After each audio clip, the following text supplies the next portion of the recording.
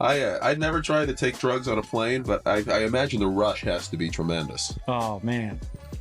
I feel like E.D. Cooper. It's the David Koresh guy, the Branch Davidians. All right, so it's completely plausible that maybe in the year 2099 there might be a T-Rex loose in San Diego. The little buggies that get like rammed by trucks and shit, because a lot of these are state roads that trucks are driving on, and the corn gets so high that they come around the turn and they'll just get obliterated. Ooh, sticky, sticky, sticky, sticky, sticky, sticky, sticky, blicky, blicky, blicky.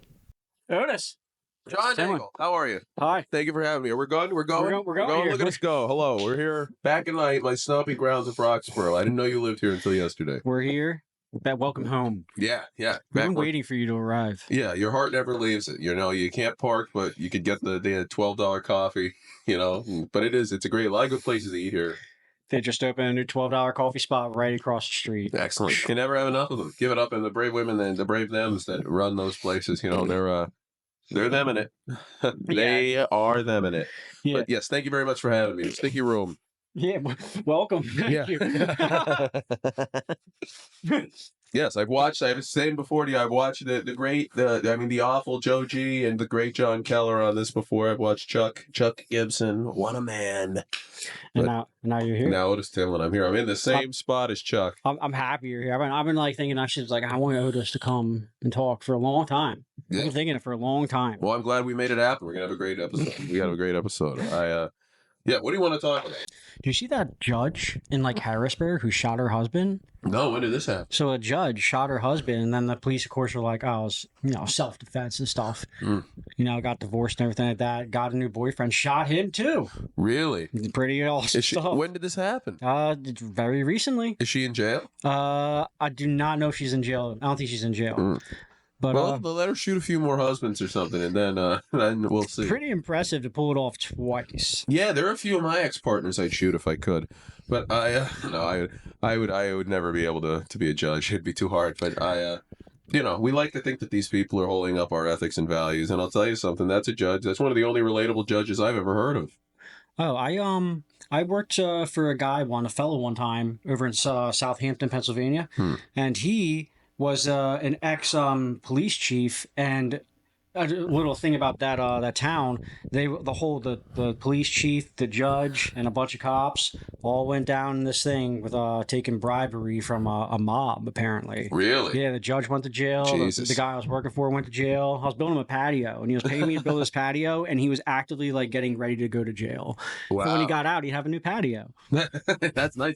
Oh, yeah, that's weird. That's one of those weird things we do in society where it's like, you're going to go to jail, but the sentence, we're doing sentencing 3 months from now, so sit at home and stress. That's got to be worse than jail. Yeah. He was sitting there, knew he was going to go to jail.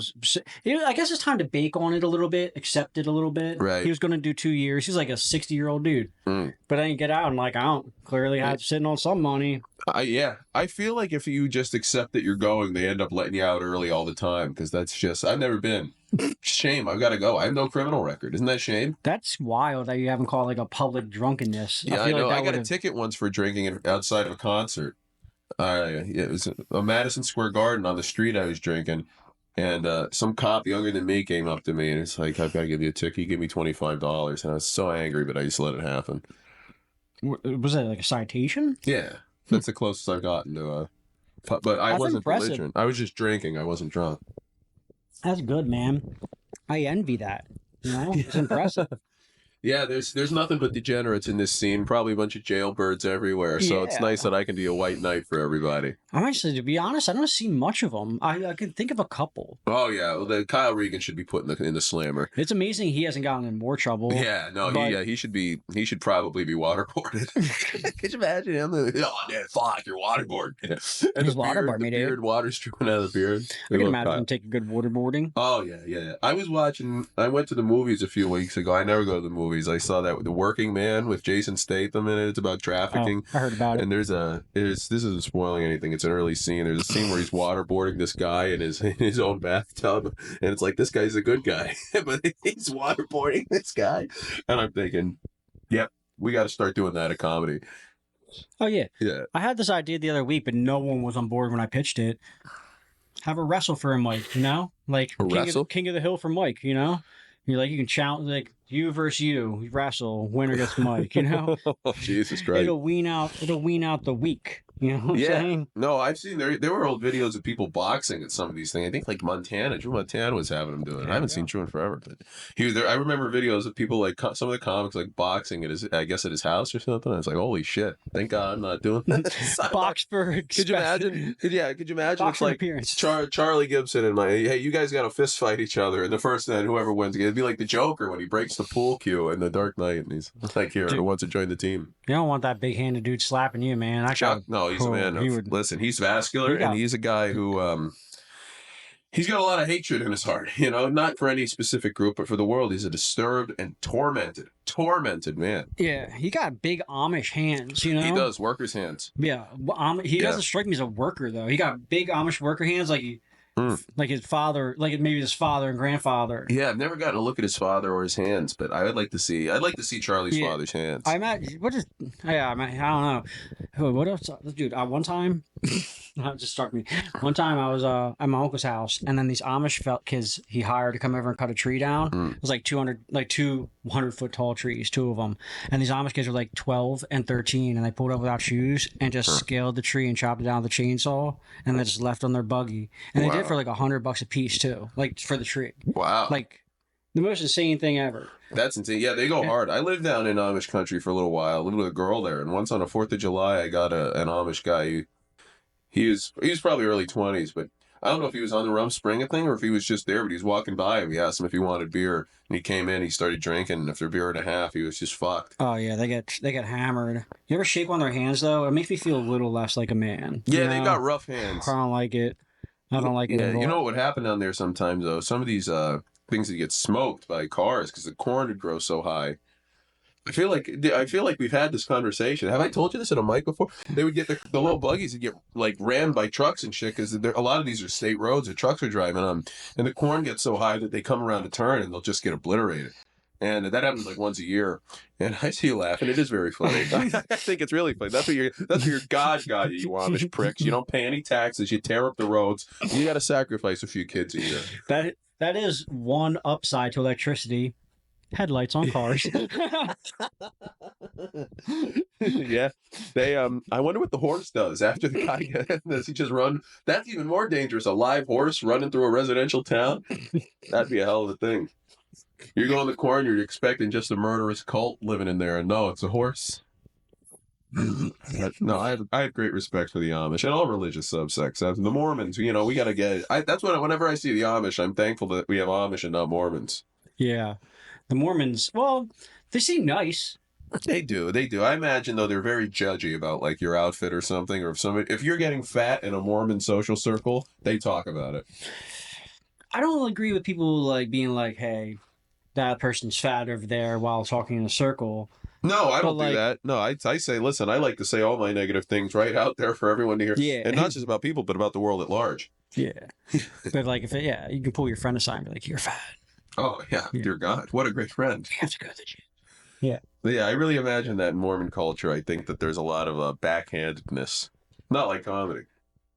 Yeah, I can see sincere. it. I can see it. Some Joseph Smith backstabbing. Yeah. I don't know much about the Mormons. So did he just come out? I think he just came out of the woods like 200 years ago and said, look, you all got to bang me now. This is what the text from God says.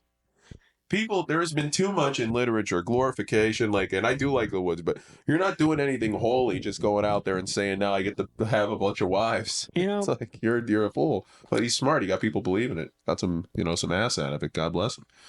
He's impressive. And it makes me think, it is impressive. We always talk about the guys who pulled off the cults, Oh, yeah. We talk about, Scientology. We talk about all the good... Oh, I'm a big David Koresh guy, the Branch Davidians. They're pretty cool. Oh, yeah. We always talk about them, but we don't talk about, the failed ones, There had to have been tons of guys who tried, know? And got, a few good friends together, It was like, all right, guys, it's time for us to bang. It's just, 3 friends are like, ew, no. And it's, dismantled, Yeah, imagine if the best cult, they just can't get membership up. There's, it's 7 people, but it's like, if they saw what these 7 people are, that's better than 1,000 people. Yeah. There could have been, probably been like amazing cults out there that just couldn't get the footing or funding that we'll never know about. The footing or funding. I could be a cult guy. I don't know about leader. Maybe. I could be convincing about principles. You would look good with like draped in some like white. Yeah, you like know? the androgynous, like burlap sack clothing. Yeah, let the hair down. Mhm. You got the beard going. You could pull. Yeah, I could start seeing it right now. Yeah, Well, the Christ. That's you could Christ get a type. little Yeah, Christy thing going. I do. I dress up as them because I always go to people I really want to upset them, like and say like Jesus would have looked a lot like me, man. Maybe not as handsome, but a little skinnier probably. Yeah. Though they weren't eating a lot, they were walking around the desert. Dude, imagine sweating all day. Yeah. Oh, I wouldn't want to walk in the desert one day. No. Jesus probably couldn't do too many pull-ups. Like you know what I mean. He was just probably weak. Yeah. A Timmy Turner type. Yeah, no, I wouldn't put him down because he got a lot of ass too. Jesus, he was always with the horse. Yeah, I always appreciate the depictions of Jesus being ripped. I appreciate that. But in my head, I'm like, how do he has lats like that? Like he's in the middle of the desert. Where's he doing pull-ups? Yeah, you can't train his lats like that. Makes zero sense. But I appreciate him depicting him like that. Well, yeah, you can't show Jesus looking like some punk and then expect people to, hate other groups because of it. You wouldn't want to see Jesus looking like one of these skinny junkies down in Kensington. That'd be unattractive. No. Well, thank you. Yeah, I'm glad I'm not like the real. I am like the real Jesus, but not all the way, which is more than can be said for all the depictions of the real Jesus, because at least I have the tan, and I have the goodwill for society. The tan's important. It helps. Yeah, the tan is good. I like the tan. Seems this is regional. It seems correct. I'm coming out of my time of year where I look the whitest. I always joke that March is peak white time for me. And then by August, I look like I could have swam here from Cuba. Yeah, this is when you get the most pleases and thank yous. Yeah. Look, I have no hat on. I'm out here. I'm exposing myself to the world. I can be proud for today. I can walk through the world unfeathered by the sins of my people. Yeah, August hits. People are like, ugh. Oh, yeah. Oh, I'm out check his bags, all right? Yeah, anytime I fly, I do have to trim my beard down because I've been checked before, like 4 times, and all when I've had a longer beard. Did they say it's because of the beard? They didn't say anything. They just said it was random. It's like, but you're opening my bag. Once I had a loaf of bread in my bag for some reason. It was going to go bad if I left. I just said, I'm taking this loaf of bread. So I put it in the bag, and they were going through, they're like, what is this? And I'm like, what do you think it is, you fuckers? I didn't say that. But yeah, it's always interesting going through the airport. It's try to carry on a loaf of bread. Yeah, I did. It's funny. I didn't. It was in between. It was a dynamite sandwich, is what it was. I came out and ooh, look at us go. I appreciate that. I respect that. Actually, it's respectable. It'd be like, hey, I'm flying to California. I want to bring some rolls with me, Yeah. I'm going. I want some King's Hawaiian for when I get to Maui. Yeah. Yeah. I want a little taste of home. It's funny. It's funny you try to pull it off. Yeah, I should pull it off. I just think I was getting in late, and I said I want to have something. I'll make a sandwich. But I didn't even think you can't take a can of tuna or anything on. I don't Bread's think so. Better than like cocaine, I suppose. When they saw that in the X-ray, they're probably like, "Got him." Yeah. And they open up, it's like it's a fucking loaf of bread. Yeah. Could you imagine? I'd never tried to take drugs on a plane, but I imagine the rush has to be tremendous. Oh man, I feel like D.B. Cooper, That's hilarious. Yeah, you always hear stories about I think who was it? The Beatles got busted taking pot on a plane and everything. Yeah, and it's Johnny Cash. Oh yeah, and it's pre 9/11. I haven't flown pre 9/11, so I wouldn't know. Is it doable? Did you fly pre 9/11? Maybe as a very as a child, but I don't remember. Maybe probably. I want to talk to somebody about flying before 9/11 and see how feasible it was to get them through. I imagine if there's not dogs and you're fine. I've heard stories. Really? You know what I'm saying? I've heard the stories about how easy it was. Well, I remember as a kid dropping people off at the airport and it being a thing. But now it's great. You can just go in and out. What, at the airport? Yeah. Yeah, you don't gotta wait for anyone. It's great. It's a great system now. What do you mean? What do you mean? You have to go through all the security though, the added security. To dropping people off? Oh, I'm just talking about dropping people off. You're it used to be harder dropping people off? Yeah, they don't got. Dude, you used to go. You used to be able to go in the airport and with your family and wave them at the gate. Oh yeah, you can't do that. No. Yeah, now you just drop people off and you're on your go. Oh yeah, that's true. That's true. You're not the social obligation part of it. It's much better. Yeah. Separating immediately, tethering it. Yeah, I'll tell you. I had a friend. I dropped him off at the airport, and I I didn't ask him what to drop me off at the airport when I flew most recently, and I was like, wow. I'm a better friend than this guy because I'm not even at. There's some kind of power, and it's like when someone owes you a favor. Not, he didn't owe me a favor, but I dropped him at the airport. I could have asked him, and I thought, you know what, I'm going to choose mercy and not ask him today. But that's how I felt empowered. I'm a giver to the world.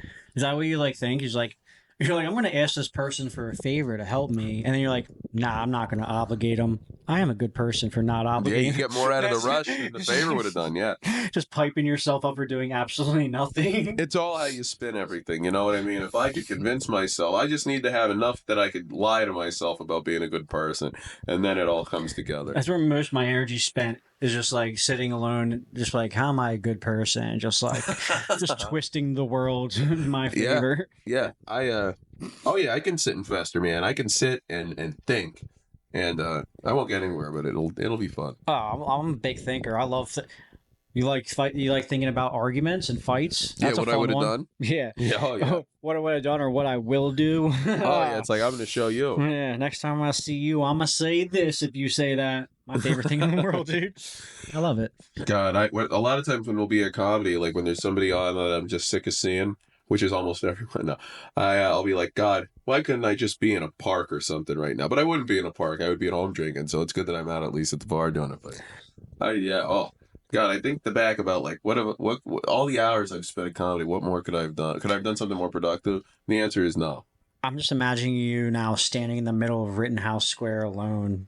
Still, I was like, this is a much more disturbing scene than you in a comedy club. There were a few of the comics. Do you remember after the election, there were people going to, and I've never voted, but there were people who were going for like it was like a public grief thing in Rittenhouse Square. Some of the like woman comics were going and everything, and people were telling me like, you should go there and show up and ask everybody why they're sad. It's like, oh, that would ruin their days. Yeah, but I would have loved to do that. That would have been being an antagonist. It's fun. But that would have been funny, being in the park harassing people and they're crying. Yeah, that would be fun. Yeah, I could have showed up there. Like, that would have been fun. I'd be like, oh, this guy. I'd be like, man, I'm feeling down today. And be like, why don't you go down to Rittenhouse? Everyone's just crying down there today. Be like, oh, that sounds nice. You know, get a good group cry in, just unrelated. I'm just going to come down here and cry with you guys. Absolutely. I'm crying about something totally different. Yeah. I'm doing it in a more profound emotional way. Yeah, I heard you guys are crying. My dog dies. Is it cool if I join? Yeah. That's exactly it. And then I could have gone to, like, that's the crazy thing. It's like people, you could go down there and cry. And people be like, you're not really crying. You're just here to make fun of this. It's like, yeah, obviously, but it's like my crying's not any worse than your crying or better. We're all the same. We're mourning our lives. But here's the difference. I could just burst into tears at the state of the world, mainly that I have to deal with the state of the world any day, regardless of who's president. So I, looking at it from the self-centered driven thing of like affecting my personal space, I'm ready to cry at any time. I feel like the want is over there. You're like, I feel like oh yeah, I wake up, I think about, I just paid my electric bill the other day and I thought, wow. I could cry. I could sob. Yeah. Car payment this week. I'll be in tears again. Yeah. I'm gonna starve this week. Starve. Oh yeah, that's good. I want to cry. That is literally. I've been thinking about the state of the world. I'm glad you brought this up. Actually, I've been thinking about it heavily. Right. Okay. And I feel like we're reaching like two like major things right now: the possibility of Terminator becoming true, and the possibility of Jurassic Park becoming true. Oh, I can see that. I can see that for sure. We got the mammoths, and we got obviously AI and robots, right? The mammoth stuff is nuts. When I read about that, I was so like put off. Like, that's kind of perverted, doing that to nature. Like, I even feel that way to an extent about endangered species, unless them dying off is like completely a man-made thing. It's like you're trying to defy nature. That's wrong. It's literally play God. Yeah. But like, all right, so it's completely plausible that maybe in the year 2099 there might be a T-Rex loose in San Diego, right? And I'll bet there'd be a Jeff Goldblum type who was behind it. It's possible. It's not 0%, right? Right. And so it's possible. And Terminator is definitely happening. I've been like scared of Terminator my whole life. Like, my dad used to make me watch it when I was a kid. And I was like so certain. I was like, this is gonna happen, guys. And like for the past like couple of decades now, I've just been watching like videos like Hanson Industry robots and stuff, like worried about the Terminator, I hate it. I'm totally against it. So I've been like against like AI replacing jobs and stuff. I hate it. I hate it. And I see these people like McDonald's being like, "Oh, we need better wages and stuff like that." I'm like, y'all better chill Yeah, because they'll the just replace robots are you. going to take your job. They're going to put Yeah. a robot in your spot. They already have it. It's And all like, the kiosks yeah, now. The they things. put It's, in the kiosks, and or then it's all. You'll have one register open at the grocery Yeah. store, and it's all the shopping dude, for all the machines. I went into McDonald's yesterday, and I walked in there, and I'm normally like I've been fighting like I don't want AI to replace people. But the lady behind the desk gave me such a fucking attitude. I walked out of there and I was like, I can't wait for the robots to take your fucking job. You're a terrible fucking human. And I was like, all right, this is the point I've reached for society. I'm like, all right, I'm ready, dude. You know, Yeah, I have outward I'm ready contempt for the world. robots I or really do. T-Rex. Yeah. I'd rather T-Rex get her if she was mean to you, man. You invited me into your home. You know, I want to. She should be torn apart by a beast she can't comprehend. Yeah, dude. I want the T-Rex. I want Jurassic Park to at least exist for a decade to visit before, like, Terminator comes. I could see them coming up with that, and then it's robots, and they don't tell anyone. Like I saw when I was a kid, one of those touring dinosaur shows, and this was 20 years ago. So, and it was genuinely authentic. Like if you were out in the world and saw that, it'd be like a horror movie. But imagine what they can do now, probably. Like, I haven't been to a recent one, but I do. I go to Franklin Institute like every couple of years. They bring the dino exhibit back. oh, nice, It's fun, dude.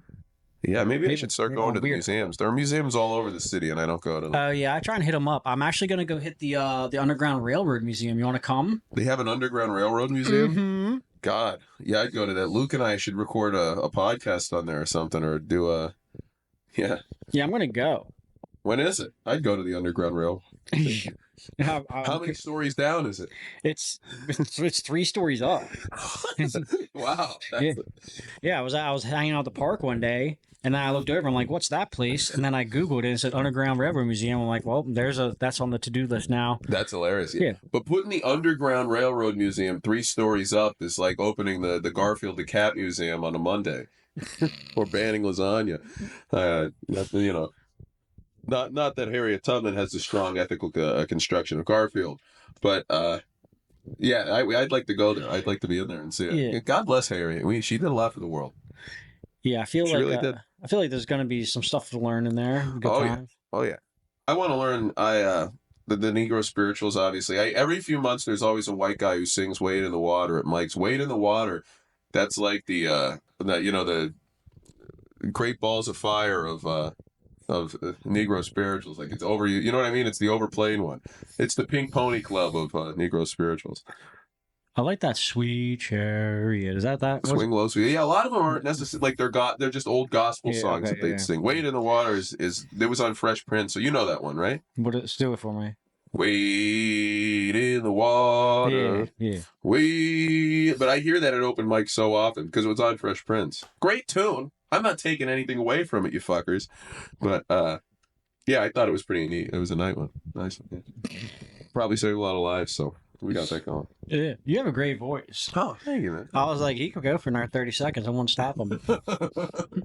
Yeah, I'm gonna start. I gotta go to one of those clap and shout churches. Start playing the organ. Could you imagine that? Yeah. Oh yeah, you got the energy for it. Oh yeah, dude.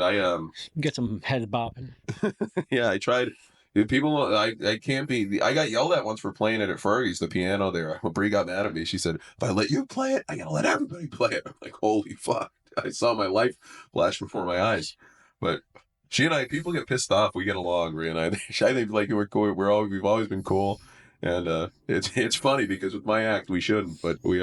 I feel like people like when it's so absurd, you can kind of see that it's.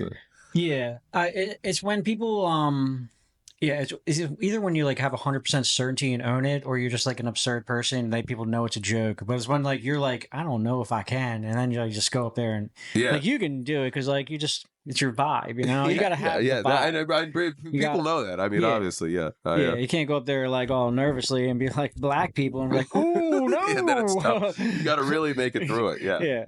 Yeah, I was laughing. We were laughing with Bree. Did you see Bree yesterday? It was awesome. She had to throw that fucker out of Kyle's car. Mm-hmm. Yeah, we were all out there for that. Mm-hmm. Yeah. I think Kyle won't mind I'm talking about that. I already called. He said he should be put in jail earlier, but yeah, they took it. There was for those who don't know, our friend a comic. There was a homeless person just broke into his car and was just sitting in there while we were all standing there. And then like they went over and the bouncer of the bar, she was very she helped chase the guy out, and it was it was just so surreal because how often do you expect like the balls of that guy to be able to just go right up to the car and go in and just take a nap? What's better is it's a 2001 Chevy Tahoe that he just bought with over 200,000 miles on it. Will not pass inspection in 3 months. But then he's also just bought every knickknack on Amazon to put on there. Lights, horns. Yeah, the disco ball. It's amazing. Yeah, and then, it's awesome. And then now he just completes it. Minute one of pulling it up to show everyone. We're all outside. And then the homeless man just jumps in the car. And here's the best part. I was next to Bree when the homeless guy got out. His pants were down to here when he got out. I don't think he had a belt, and I think that's where his pants always reside.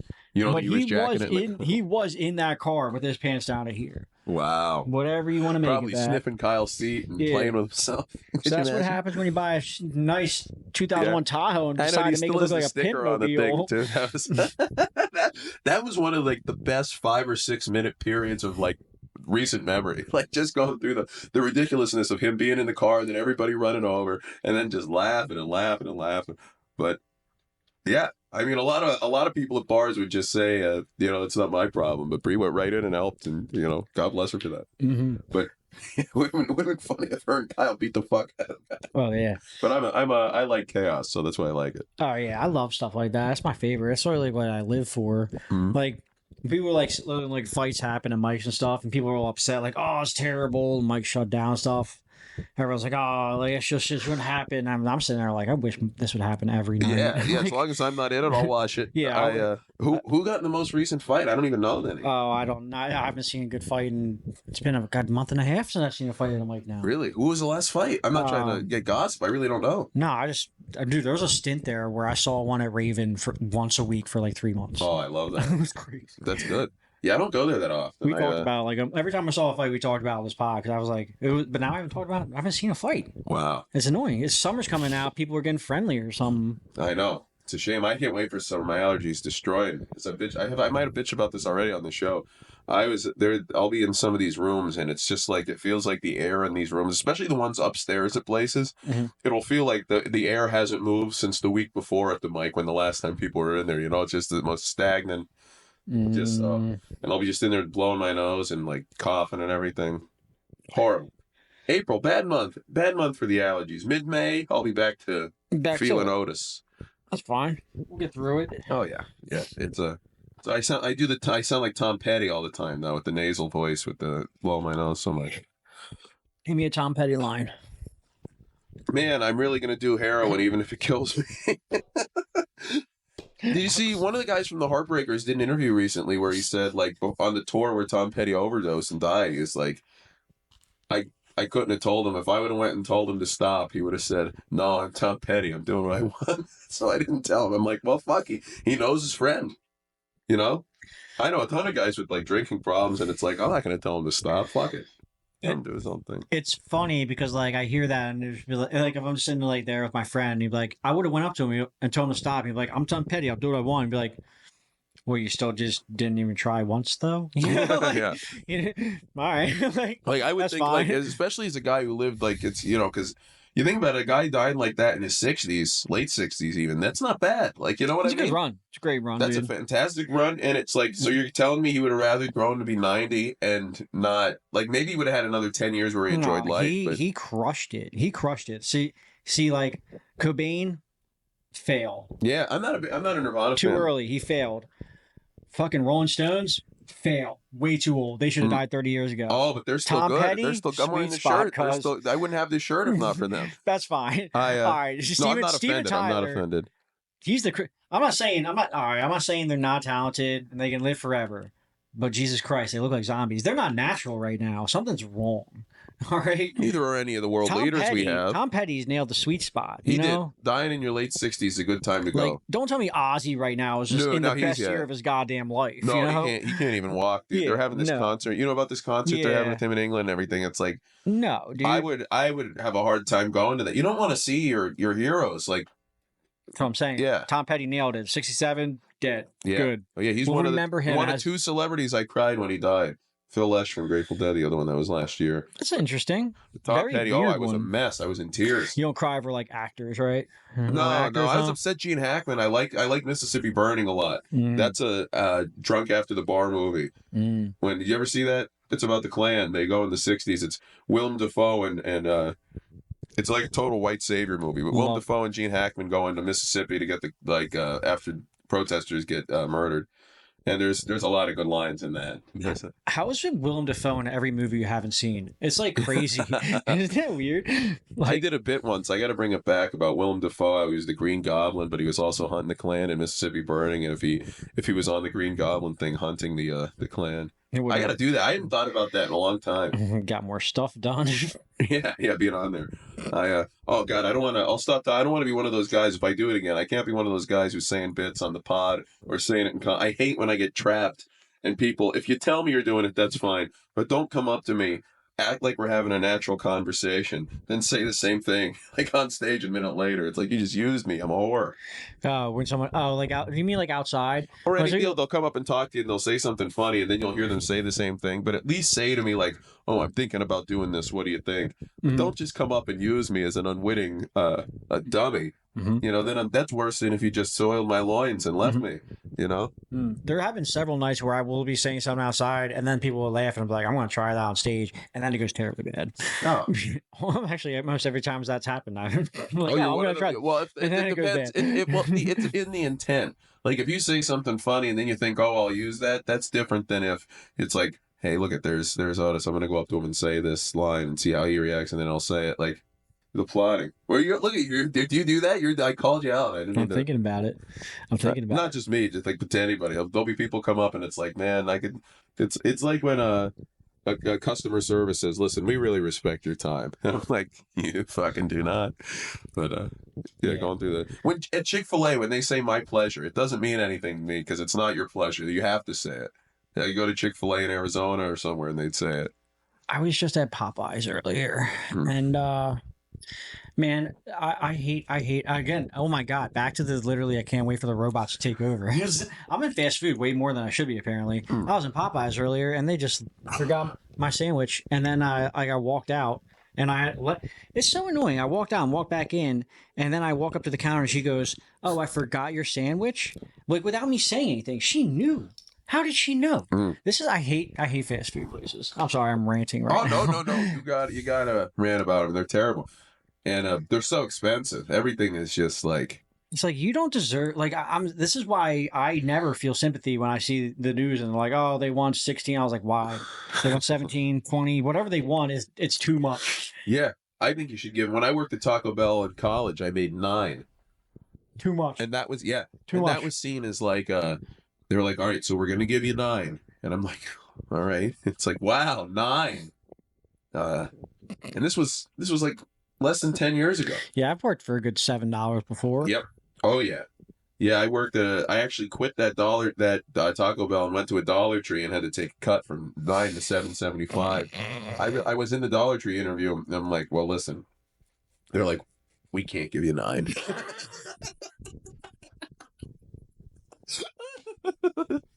Meanwhile, I'd be in there seeing people like I'd see people stealing stuff in there because they didn't check it all, and I'd be like, that's literally an hour of my work that they're taking out in their jacket. That's it's like they have 7 cans of tuna. They'll just take them and they'll put them in a big jacket. You should have been like, well, if I stop one person an hour from stealing something, can I get 9? Yeah, seriously. There would be like kids going up. I don't know why they would do this. They would buy. Well, I guess so you wouldn't notice them leaving without buying something. Wouldn't look too close at them or something. Kids would get like 10 pieces of candy or 10 like boxes, put them in their pockets, come up and buy one, and then leave. And it's like I literally hear the Reese's Pieces jingling together in your pants. But it's like, we'll go through it. That's here. when you just don't even bother. It's just like, Yeah, it's not. And what if imagine some 14-year-old kid takes out a knife and stabs you? I mean, I'd be happy because I'd be out of the world, but I would be devastated to know that something so stupid brought me my end, a kid. I'll be damned if I'm going to let some fucking kid kill me. I want to be a guy who's had a hard life. yeah, I want an ex-Marine to kill me. Yeah. Yeah, like I want it to be because I'm, like I'm banging some guy's wife and he's like a longshoreman and he comes home and rips my throat out. Yeah, I want like a KBG agent to come and get Oh, me. that'd You be know what I'm good. saying? Like, Yeah. come on, someone trained to take it. With a blow dart. Yeah, it won't be that hard, but I want them to Right. have the know-how to do it. I want someone to have prepped it. Yeah. I don't want someone to kill me on a whim. Yeah, I don't want to slip on a puddle. You know, I want to go out big. Yeah, yeah. Actually, I'll tell you what, the trade-off of not having to pay the bills anymore, I would just take anything, Fent. Someone just come up to me with Fent. And... It's probably the best out, to be honest. That cyanide. Where do you get cyanide these days? I remember they talked about, like they get so weird about what they can bring up in school, but they were allowed to say Hitler died on a cyanide capsule. And in Argentina, and no, I've never looked into the thing over whether he was still alive in Argentina. A lot of people swear by it, but it's one of the few I haven't investigated. Whether Hitler or not was is definitely confirmed that Nazis were. There's a heavy German population in Argentina. That's why the country's so socialist, because the Nazis took over the government in the 40s. That's fair. Yeah, I didn't know anything about Argentina. I imagine you've probably had like some model girlfriends from there, and like it's like I could see you dating like a whole soccer team or something. Yeah, well, that's all I date. I was like, I've had some Brazilian soccer models come up to me, and they're like, "Oh my God, let me blow you." And I was like, "Are you Argentinian?" And they're like, "No." I was like, "Get the fuck out of my face!" You gross 99999. Only Argentinian. Yeah. Did you ever see that show Hunters that was on Amazon with fucking Al Pacino? No. They made I think they made 2 seasons, or they announced a second one. I don't remember if they made the second one. I didn't watch it if they did. The first one was so ridiculous. Al Pacino, they were trying to find, he was this, like in the 70s, all these Jews were going around like a task force killing old Nazis living in America. Okay. And it's like, you could tell just the wet dream of some executive on some, you know what I mean? But then Al Pacino was playing this one. He was trying to find this Nazi, this surgeon. And then it turned out that he was the Nazi surgeon, but he felt bad about it. So he was killing the other Nazis, and he rearranged his face to not look like him. And it's like, this is one of the stupidest fucking things. And then the big reveal at the end of the first season, spoiler alert, Hitler alive. You just see Hitler from behind, sit like an old man with the haircut, sitting in fucking Argentina. And, yeah, it was hilarious. I would talk with this guy. This is a good story. I was talking with this guy at work about it. And he had watched the whole show before me. And I said, "What character are you?" And he goes, "I'm the guy you haven't met yet." "You're on episode 6? "Yeah, I'm the guy you haven't met yet." And then after I watched the last one, I said, "Oh, I know what character you identify with. Hitler." Yeah. It's the artist. Yeah, the painter, the German painter.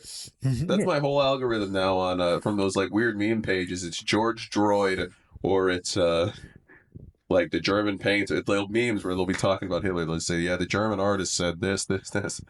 And Instagram, it's weird. It's gotten more like there's just whatever's on there now. That is like a weird political like way to guise Hitler if you want to. Like obscure German artist in 30s creates a movement. You know, like yeah. It's like Well, I'll weird. tell you, I've been in Madison Square Garden. They had the rally there. Did you ever see the pictures of that? Mm-hmm. It was sold out, and I always think about that. I go to see the band Fish there a lot, and because I just like a shit show, and I always think about, it's like, could you imagine if somebody was old enough? Like it's feasible that in the 70s, 80s, 90s, even it's like, listen, Clapton's good. Mm-hmm. He's no Hitler. You know what I mean? Like somebody was above. Mm-hmm. If you were in, like, you would have to go see him talk. If you were in New York in the 30s, like with a time machine, knowing what we know now, you would have to go and watch it just to see, like, nobody's obviously getting killed there. It's in public. Oh yeah, you could. There's I don't like Hitler, by the way. Oh yeah, no. But like no, like the ACLU like allowed the Nazis to speak back in like the 30s and 40s and stuff. Yeah. They were like, no, free speech was very much open back then. Yeah, well, Henry Ford, he was a big Nazi guy. It's, Yeah. I was just I noticed I was waving to the camera as I said, like, but like how I didn't even think of that. We've had some German discussions on this pod before, and it seems that like people, whenever they talk about Hitler, just start throwing hands around, dude. They start getting real verbal with their hands. The reason I don't feel any bad at all for Elon, which I was one of them where I always thought he was like a nerd before he got political, and Zuckerberg's even worse. I hate the two. I think the two of them are such dweebs. But like you had to know doing that thing. How he did it. It's like you don't play dumb on this. You're a billionaire. You had to know. Mm-hmm. But yeah, I find him pretty annoying, and I don't need politics to hate Cybertrucks. I hate anybody who would have one of those. Oh, Cybertruck's not doing well right now. No, but I see them all over Philly at least. Mm-hmm. They're all over here. They're very popular. They love them in Philly. Cybertruck do well in Philly. Yeah, Sure. I'd like to see them. Now that's who the dune buggy crowd should target. The fuckers going around doing wheelies and shit on Broad Street. They should go after the Cybertrucks. I've been seeing more dune buggies lately. That was impressive. I am impressive. Yeah, no, you are. You're a Nagel. This is the head Nagel in charge right here. I like how that's becoming a thing. It's fun now. You got. That's why I get I've introduced. gotten other people saying it. This Nagel. That's why I get introduced on stage at a couple places now. It's pretty funny. And I can claim credit for that. Well, yeah, you started it. Oh, thank you, everybody. In all fairness, I remember like I got my first job when I was like 11 or 12, like, and it was in this pizza shop, and the owner was like his cokehead, and he was like, and he called me, he's like, "What's your last name?" He's like, "Nagel," and then one day he's like, "My Nagel," and that's like the first time I heard it was then. So that there's the coked out pizza guy. But wow, as far as that's a steam relative in my new in. life, this is you can take credit. I'll tell you what, Coke and pizza, there's worse combinations out there, man. You know, you can have women in comedy, right? But no. I'm glad it's catching on. I hope everybody says this is an angle for all seasons. Women doing comedy's catching on. Oh, God, maybe in the deaf community, they do really well with the deaf guys. No, I think they're very brave, and I strive to have some of the ability to be introspective on stage and tell it like it is the way women do. That's what I don't do enough of. I don't talk about tales of triumph or strain, but all with the purpose. The strain is with the purpose when it comes to the feminism movement, because you know it's all leading to something important. You know, I've actually always identified. People ask me who because I don't watch a lot of stand-up, so people are like, "Who are your biggest comedy influences?" I say Susan B. Anthony. Her stuff makes me laugh. You know, Ruth Bader Ginsburg. That bitch bit the dust, and I was chuckling. But no, God bless her. You know, Sonia Sotomayor. She's still on the Supreme Court. Oof, you know. Oprah, you a big Oprah guy? Oh yeah, Oprah. Oh, wow. She's got me knee slapping, dude. Yeah, Oprah. God, Oprah talks. You can tell Oprah. She could have won the presidency if she ran. So there must be some kind of dirt about her. Because you look at the way everybody turned on Ellen. It shows that like a beloved TV host could lose that crowd. Yeah. Yeah. It's weird. I think a lot of young people don't even know who Oprah is because she hasn't been on in so long. No, I was literally thinking about that. Like Oprah 15 years ago, powerhouse. Oprah now, people like, oh, it's like. Yeah, I imagine behind the scenes though, she has all the power. Similar to Jay-Z, how like Jay-Z doesn't make music much now, or does he? I don't even know. Not like what he used to, but he's still like a mogul. She's a mogul. Yeah, she got money. She got islands. Yeah, I bet she has all kinds of islands. I was just watching some old school Oprah. Oh, like some 88 Oprah, 1988 Oprah. Love it, love it. A lot of N-words on the air back then. Was it the thing of the white woman saying, well,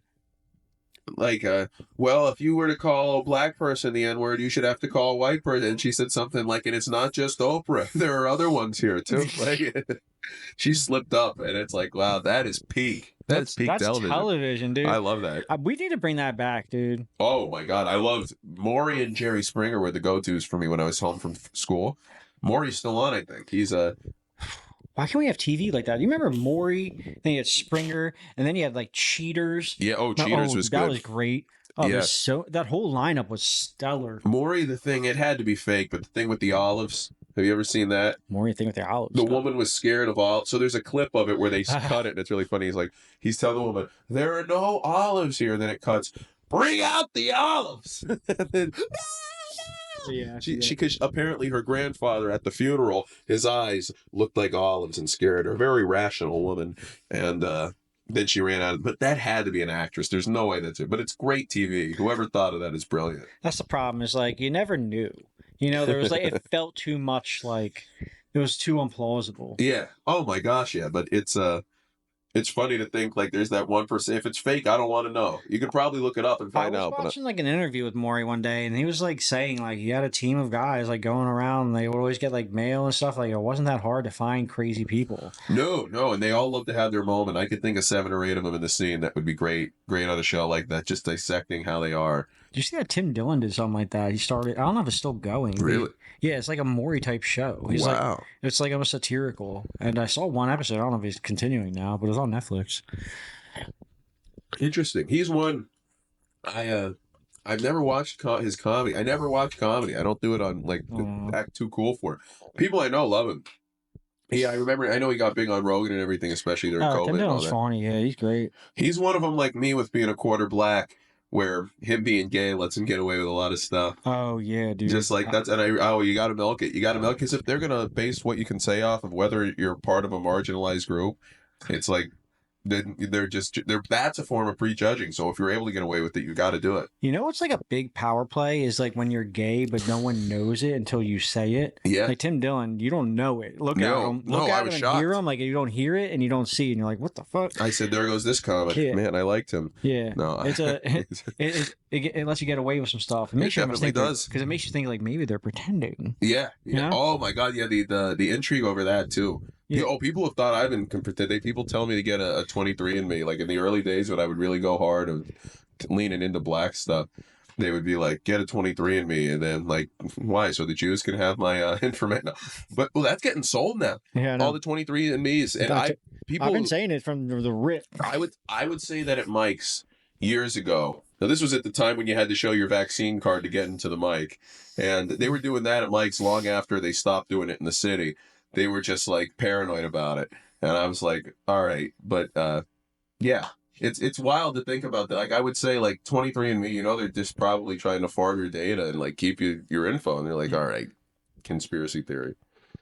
That it was a weird time in COVID. People were so reactionary, and I get that their hearts were in the right places, but like somebody at a mic once literally called me a Nazi. I said Biden was too old to be president, and I didn't vote in that election either. But I actually I did. I wrote in my friend's dad. I went and waited. I was so bored in 2020. I went to Roxborough High School to vote, and I wrote in my friend's dad for president. Didn't vote in anything else. Good for you, man. Yeah, I made a contribution. It's right there with the Harambe votes and the all of them. Yeah, dude. Well, CIA just came out a little bit ago and said they recognized that the COVID virus came from a lab and a single source. Yep, that's another thing. You couldn't say that. If you said that, you would be, your set is over. Yeah. Like no one would laugh at you, anything you said. Yeah. Yeah, no shit, it came from a fucking lab. Yeah. And here's the best part. I was actually thinking about it. It's like I was hearing someone speak about it, and they're like, so are we at a point in society like where like is something else going to happen? Like, are we going to catch ourselves and be like, oh, 5 years down the line, I was wrong about this thing I'm being lied to about? But I was thinking about that. I was like, I still see people walking around masked in front of me at the grocery store. It's like, it doesn't even matter if the CIA comes out and says it. It's like, some people just, it doesn't even matter what you tell them, dude. There's a level of protection to it. They'll think the people just sold out when they said actually it came from a lab. They're like, look at somebody got to them. Mm-hmm. And it's like, somebody did get to them before. But just like all the things with COVID that get written off as coincidences, it's like all these clothing stores were all shut down, yet somehow the clothing department in Walmart was open. If it's only essential things, like Boscov's. I remember when a Boscov's reopened because I had to go there and buy buy work clothes for a job I had for like another month after that. But I stressed out. It's like I got to go buy clothes for this job. And when this Boscov's reopened, I had to drive to Delaware for it because none in PA were open yet. And it did. And it's like, wait a minute, why is the Walmart clothes section open? Why is the Walmart toy section open? Like when there's something like that, it's always the few people at the real top who are still going to benefit regardless. Or it's like local restaurants you can't get takeout from. Remember for a little while you couldn't even do that. Remember when it was like the state stores are still allowed to be open as a necessity, and I was like, well, that seems like a stretch for necessity. Now this all seems like just bullshit. Absolutely. Like, was there like the state stores a necessity? I was like, all right, now we're in. Oh yeah, now we're in it. And I know a lot of like restaurants and stuff that I like. I mean, everybody does. They closed down. They just couldn't do it. And it's the family ones, but the ones that are able to keep going, like even though there are like individual people responsible for like the branches of these fast food places, the company has enough to keep them going. Because if like all the Burger Kings went out of business during COVID, that's bad business. So the company as a whole will keep the small ones afloat. You know what I mean? Like the Burger King in your area. Mm-hmm. So Franchise. yeah, when you don't have the backing of a national brand or an international brand, you can't keep afloat during that. It's tough. Yeah. It was different. It was advantageous for some industries and awful for others. Yeah. Yeah. Mask industry crushed it. Yeah. I wonder how many people invested in, I've never looked it up, invested in like sanitary products before COVID. Oh, a bunch of congressmen. Pelosi? That Pelosi stock thing is hilarious. Bunch of congressmen and senators did. Oh, that's great. Yeah. 3M stock boosted. Oh, of course. Yeah, that doesn't shock me at all. I try not, like, I'm at the point I just try to stay ignorant. I remember it was easier. like, 2 weeks after COVID started, and I remember thinking, I was like, I should have invested in 3M. I was sitting in Depot looking at all the stacks of 3M boxes. I was like, God damn, I should have invested in 3M 2 weeks ago. Yeah. Yep. Oh my God. Yeah. There was it's wild. It's just the way people acted during that, like ratting out their neighbors for having Thanksgiving together, making people die. That's just Mao's China. Yeah. Yeah, I just saw he brought his Uncle Andy over. Go get him. That's the dream of Mao. It's like we need them to rat on each other. Yeah. It is, and people are over the moon doing that. Even now, you see it with this bullshit of turning in illegal immigrants for money. It's like, I'm not turning in my neighbor just for some money. Like, you know what I mean? Because then if you do it to somebody else, you have to worry about if somebody will do it to you. And I think it's worse for your long-term mental health to have that mentality where you're going to fuck somebody anytime you get the chance. Because then the guilt manifests itself as you wondering if people are going to do it to you. Well, they've been doing that forever. Like, I believe the IRS gives you money for like telling, helping them. It's pathetic to think if I see somebody like, unless there's somebody getting hurt, an individual person getting hurt, you think I give a goddamn if some corporation loses a little bit of money? They factor that into their fucking budgets. Mm-hmm. It's it's horseshit. And telling people they can't go see for people who like had to watch their like mothers die alone or something, it's just like from outside a window. That's so pathetic. Fucking their mothers died. Fucking women in their shitty makeups can't live through COVID. No. And then, of course, the tallies of everything. You have the running thing like it's a 50-50 at a football game going up on CNN. 200,000 dead, 300,000 dead. Then people, if they had COVID and they died in a motorcycle accident, they get counted as a COVID death. Get the fuck out of here. That was a big thing. Yeah. It's insane the way they just tack on numbers. It's bullshit. But I love it. Yeah, that was a big thing. Is like they're just counting if you had COVID, then they'll just count as a COVID death. Yeah. What happened? Well, he committed suicide with a gun. Call it a death. Yeah. He also had cancer. Call it a death. Mm-hmm. And then it was wild. People. I was in college when this happened. I'm 28 years old. I was 23 at the time I was finishing. Transferring fucks you with credits. Look at me giving the background information. I'm giving all the lore so you know my feelings and you know how I felt during it. But I was there and people in this grocery store I worked. So when the college shut down, I just moved back. I went back to the town I was in for a little while because nobody knew what was going on. And I was working at the grocery store I worked at and people were just coughing. Like somebody got in trouble at one of the stores there. They coughed on purpose, went up to produce and coughed all over it. They cost the store like $40,000 and got arrested. This wasn't the one I was working at. It was a different one. But people were coming in those bee masks, the plastic ones. Mm-hmm. And then old people would be in this store every day talking about how scared they were.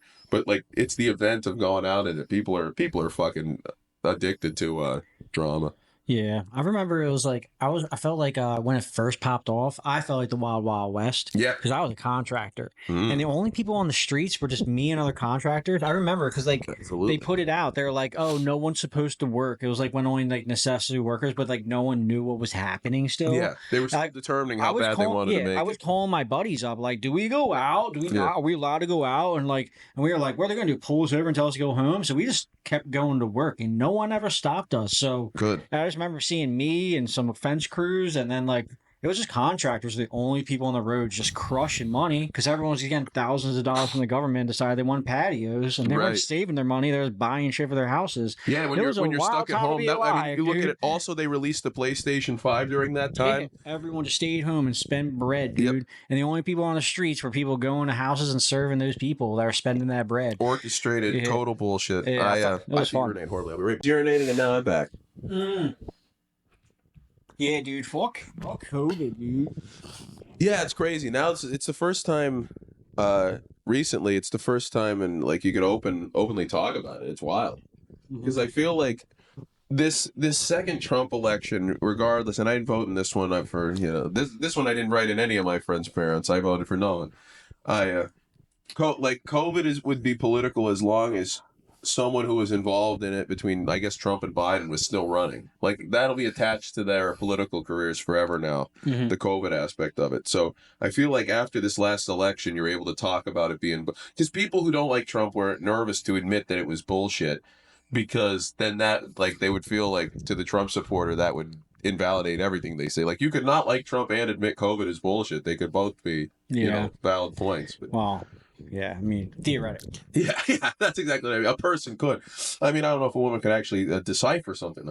But yeah, it's Women it's, do lean strong in that one direction. yeah. That's so fucking funny. Statistically speaking, actually, the Democratic Party is held together by the single woman demographic. Absolutely, because guys will vote that way to impress them, or they'll go along with it. I know guys who went to like the rallies, like the like race ones in 2020. It's like these people are some of the worst fucking people I know. They're just going to this for pussy. Like they're it's like I know these guys. They are not staying up all night crying about police brutality. They're just going to this for performative reasons. Yeah, if you like go across like single or married, and then men and women. All the demographics lean towards the conservative party, except for single women. It's like 67%, and that sways enough to basically wash it even. Yeah, well, that's influential because of the appeal. It's tough. It's crazy. You see the influence a lot of people have. Yeah. I mean, I'm not saying you rock out. Maybe they're the right party. Yes, I'm not queen, picking a party. girl, I'm just saying what the stats are. I'm just saying who's voting for who. We're gonna come to a day one day where there's gonna be a movement that some people's vote should count as more than one. It'll be like, if you're part of a marginalized group, your vote should count for two. Well, in England, they just stopped it. But 2 weeks ago, they just stopped on the day of legislation that white men were going to get basically double sentence of any majority for the same crime. They're actually trying to push it in legislation to make up for past. It's insane. And the thing with any history is, I didn't know about that. You can't make up for it. That's the thing. England's gone. Yeah. But yeah, I've never been. I tried. The accents annoy me, and they make me uncomfortable. So I try to avoid. I got a couple of English friends, and when I talk to them on like Discord or something, I'm like, oh, God, you took out a mouthful of marbles? What's that about, dude? Yeah. Depraved people, depraved. Yeah. That's what they are. Well, the one's Welsh, the Welsh accent. I don't know if you know, that's a rough one. It's even worse than... I used to know a Welsh person. Yeah. Arrogant. Arrogant. The Welshmans. Yeah, they really think they're great. It's like, I don't even like your grape juice, you pieces of shit. But I've never gone. I don't have any desire really for international travel. I've been just about everywhere in the country in terms of the major spots, but I've never, like, if you offered me. You've been to Dayton, Ohio? I have been to Dayton. I've gone through Ohio a lot. Yeah, that's funny. Because if you want to go anywhere in the Midwest, you got to go through Ohio to get there from here. That's true, yeah. So I've been through most of them. I've been to that big truck stop in Iowa. Did you ever see that? The giant one that's like, it's not. You could get a snow globe with like a tractor in it. But, woo.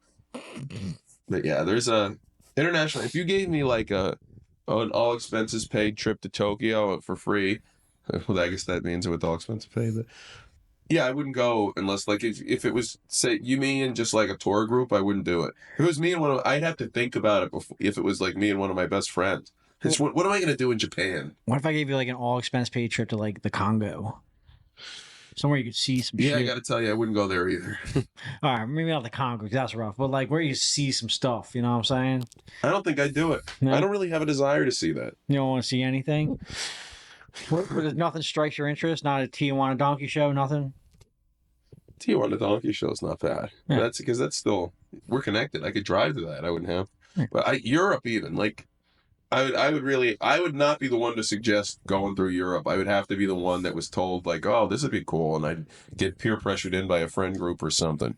But I just if I like I can tell you now, if I live and I never see France, I won't be. I mean, there's things out in the world, man. We haven't seen yet. You're right. No, you have the right Like, idea you on could probably this. go to Bangkok and see a tranny zip line through a ring of fire, dude. I could see that at an open. You know, and that's just something to see. It is. You're right. You're right. You have a more inquisitive mindset than I Lady do. boy, I'm sorry. That was rude. No. I'm a part of the community, obviously, so I take it in stride. What part are you part of? The teas. The trans. teas? Yeah. Oh, yeah. You didn't know this? I was just asking. Oh, yeah. I go around. I say that to everybody at comedy. They'll say, Otis, how are you? Trans. And I'll let you decide whether that's good or bad.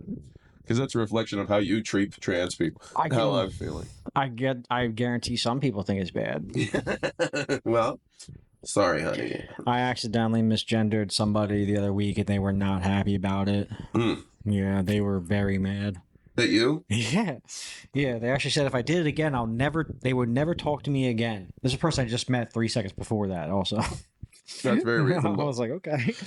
I was like, my bad. Yeah, you got to tell me up front what's going on. And Like, you can't. I was standing outside of Raven, and I just said bro or dude throughout conversation, which is a thing I just say naturally to everyone. Was an accident. And they were That's like, if you somebody do that looking to get again, upset. I would just never talk to you again. I was like, wow. You should. So you did it again immediately, right? Because it's like I don't need the headache. I just stopped talking to them and went on talking to the Yep. other person that was standing next to me. Yep. I'm just like I'm not gonna get in an argument with anybody over anything in time. Like you know what I mean? Like that. I'm just gonna let it go. I feel bad. And I was like, I don't mean to make people feel bad. I'm a real nice guy, you know? I know. Well, there's a subset of people that think for something like that, you should lose your job. You should be evicted. You should be. Yeah. Well, I'm not gonna continue down the path of that conversation. I'm just No, gonna, that's I'm just immediate. gonna leave. Yeah. But Yeah, there's a. that's the thing. You just gotta you don't keep going down that conversation. Yeah, there's a level of like indifference that you could have, which in a way pisses people off more. And it's like that's part of the one of the only good things about being so cynical is like you could go through life and think, fuck you, regardless of what you are. Fuck you. I like to treat everyone equally poorly. That's a great. I love that. That's a viewpoint like no one ever looks at. It's like he's like we should love each other equally. It's like or you just treat each other equally as bad. Yeah, You know? yeah. I can say something about anybody's race, and I do. Especially my own. It's the Arabs. We stink. But What's going on with the Arabs, dude? they're I'll tell you what it is. The heat. I think it's the heat. They can't. That's what sparks violence. Do you think of maybe they had a couple hundred years of jungle? Maybe they're start maybe singing some more tunes. Maybe playing some it's a flutes. distinctly non-musical part of the world. Yeah, which is rare. It's where you know what I mean. I guess because when you're in the sand, you can't. you're not spending extra calories playing drums out in that heat.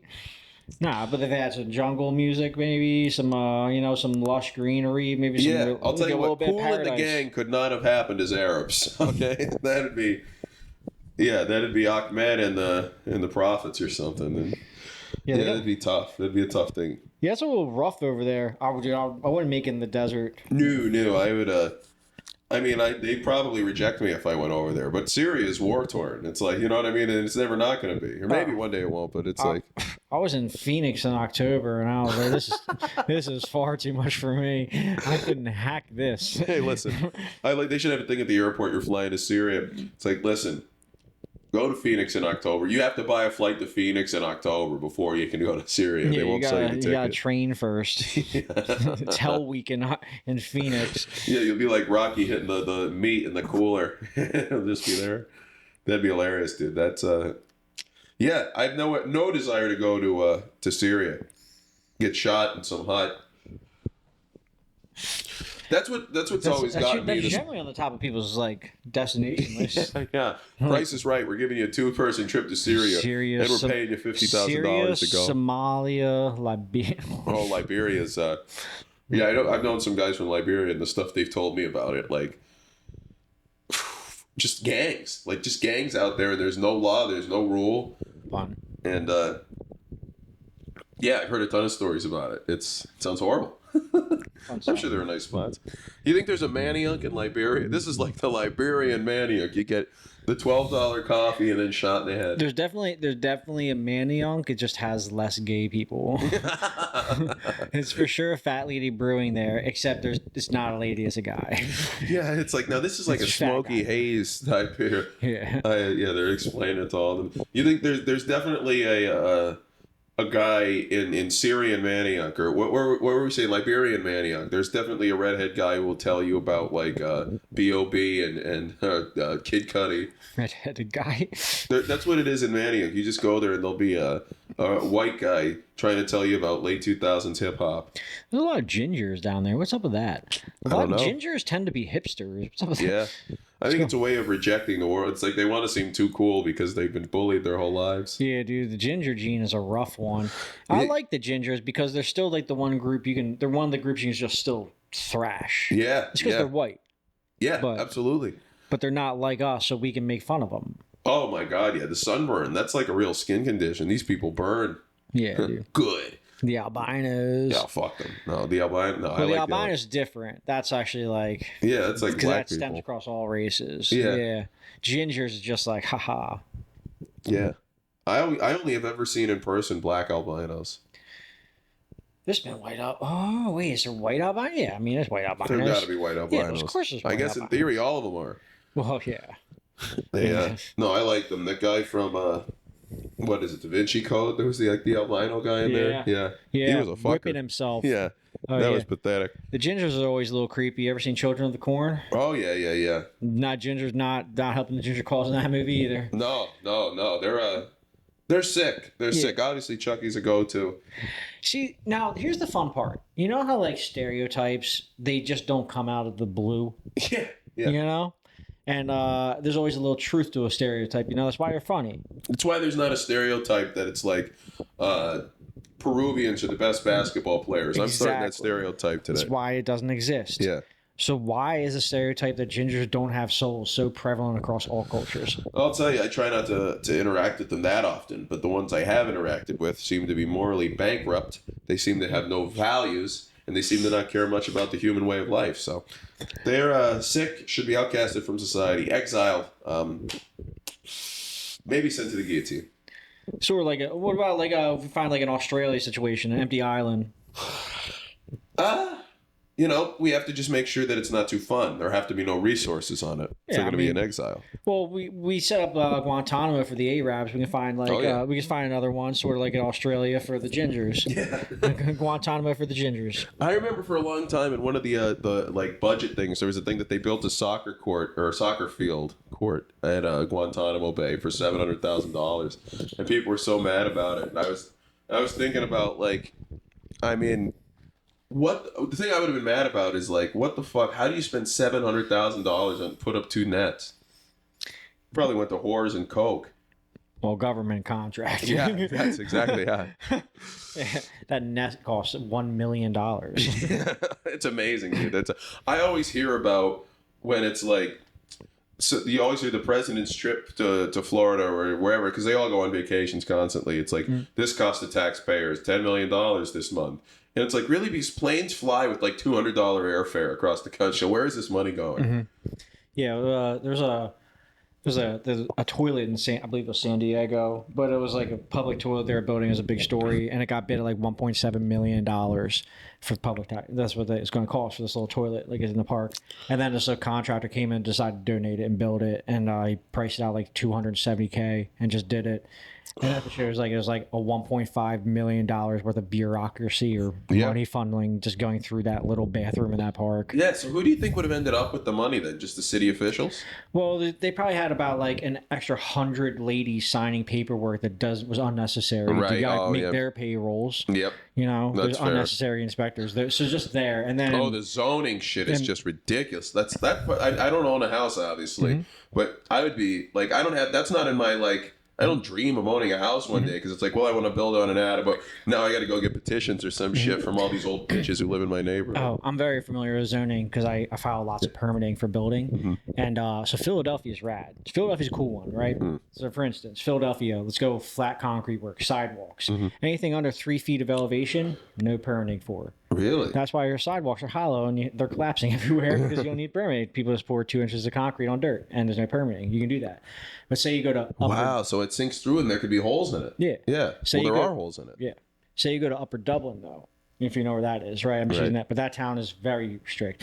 They have like 8 different inspectors for every aspect. So if you got to go do a sidewalk like that where there's no permit in Philly, if you go do it in Upper Dublin, you have to file 4 permits for it. Zoning, an impervious one, a grading permit for a little sidewalk, which is weird as crap, and then a building permit. So it's 4 separate permits. And all in all, that like you could pay in Philly, that 2 blocks would cost $400, $300. Right. Roll up, do it, boom. In Upper Dublin, you have to charge $2,000 to do that, just because you have to go through, because you got to do all the permitting, and then you got to get a pre-pour inspection and a post-pour inspection. That's just 2 days of having someone on the job just to meet the inspector. Right. You know, that makes a 2-hour job now 3 days long. You have to. That's why bureaucracy really messes with building. Oh my God, yeah.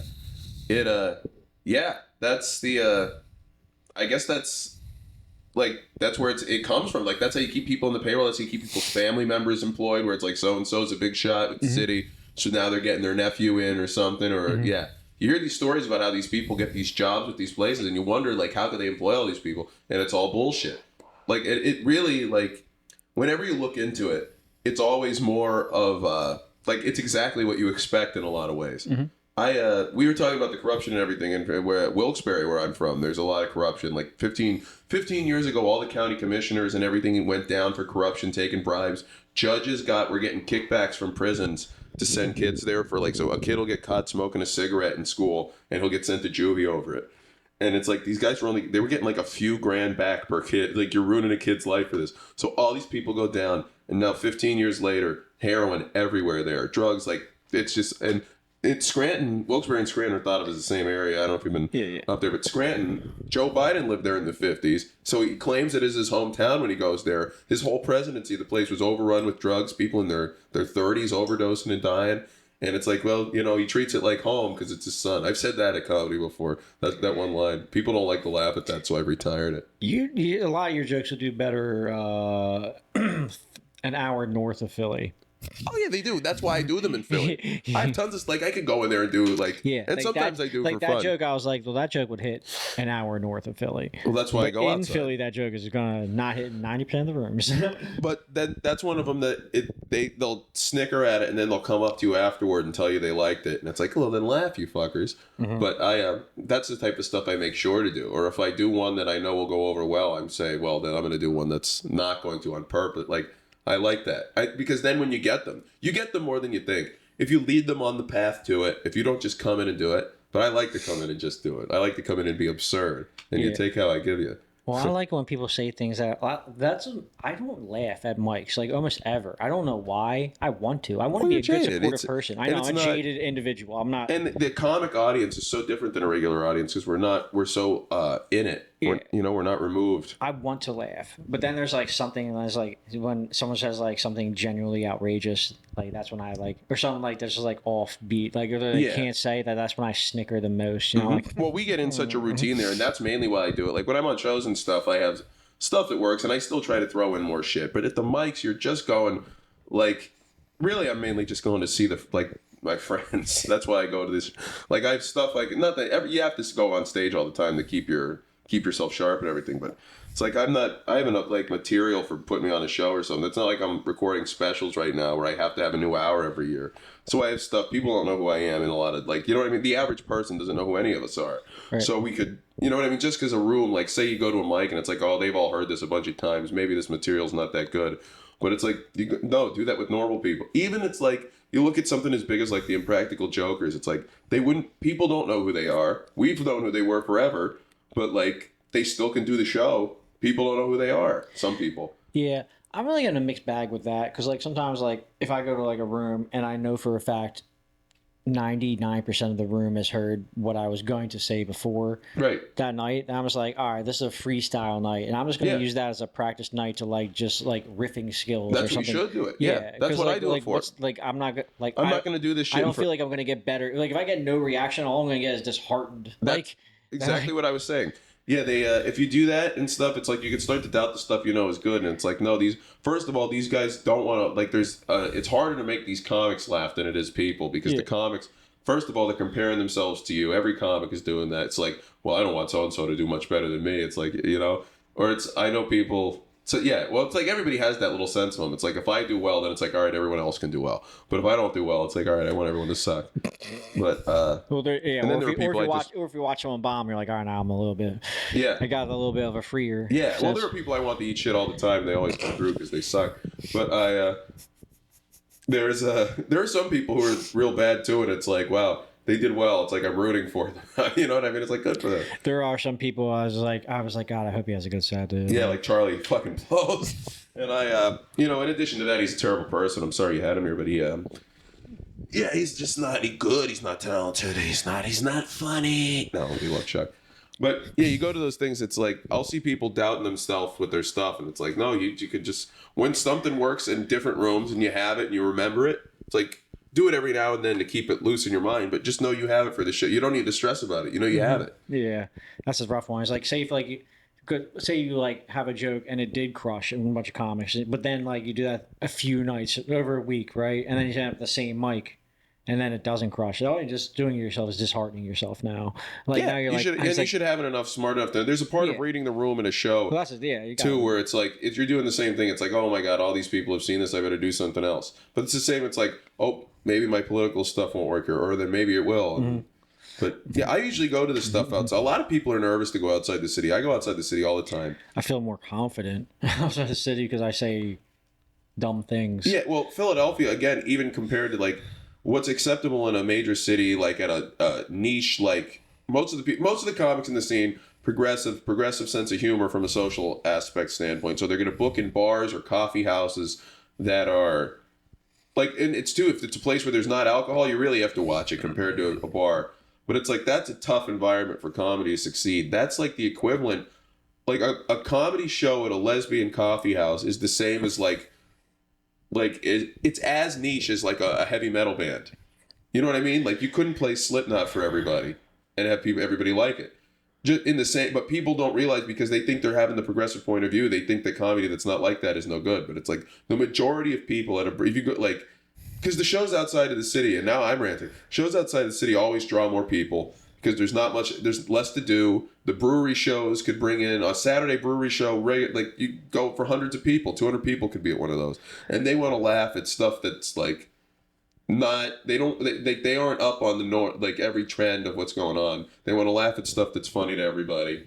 Families fit like a 50-year-old guy there with his wife and his buddies. Mm-hmm. They want to laugh, so give them something to laugh at. Yeah.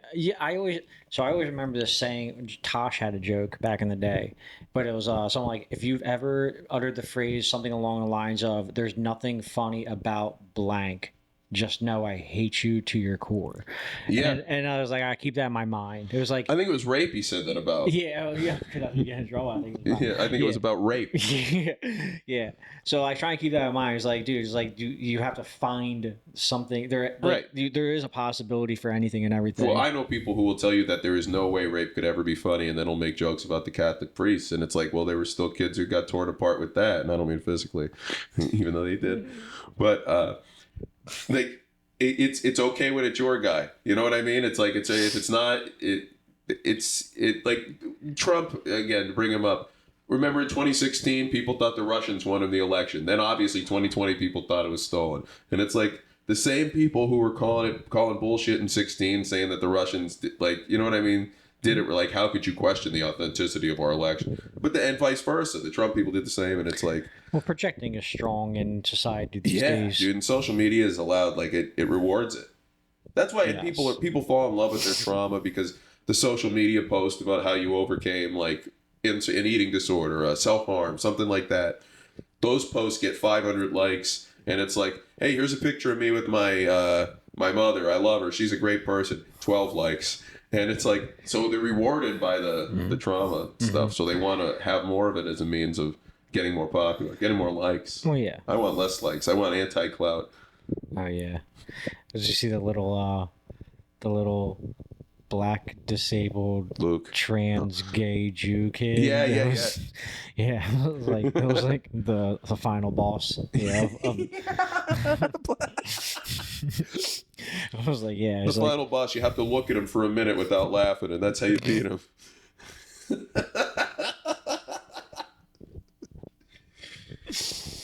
yeah. I used to like, and again, I can never watch comedy now, but did you ever see those like Meet the Creeps things that like Jim Florentine would do? No. There was one, I think, where Don Jameson and Jim Florentine, where I think Don was up there, like at a comedy show, Jim was doing it, they staged this.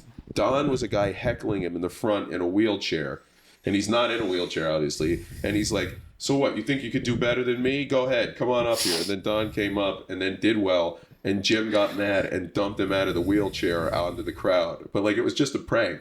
And like, that is brilliant. How would you react to that? That's the type of stuff I like. That's good. That's what sticks with people. Yeah. Some Andy Kaufman shit. Yeah.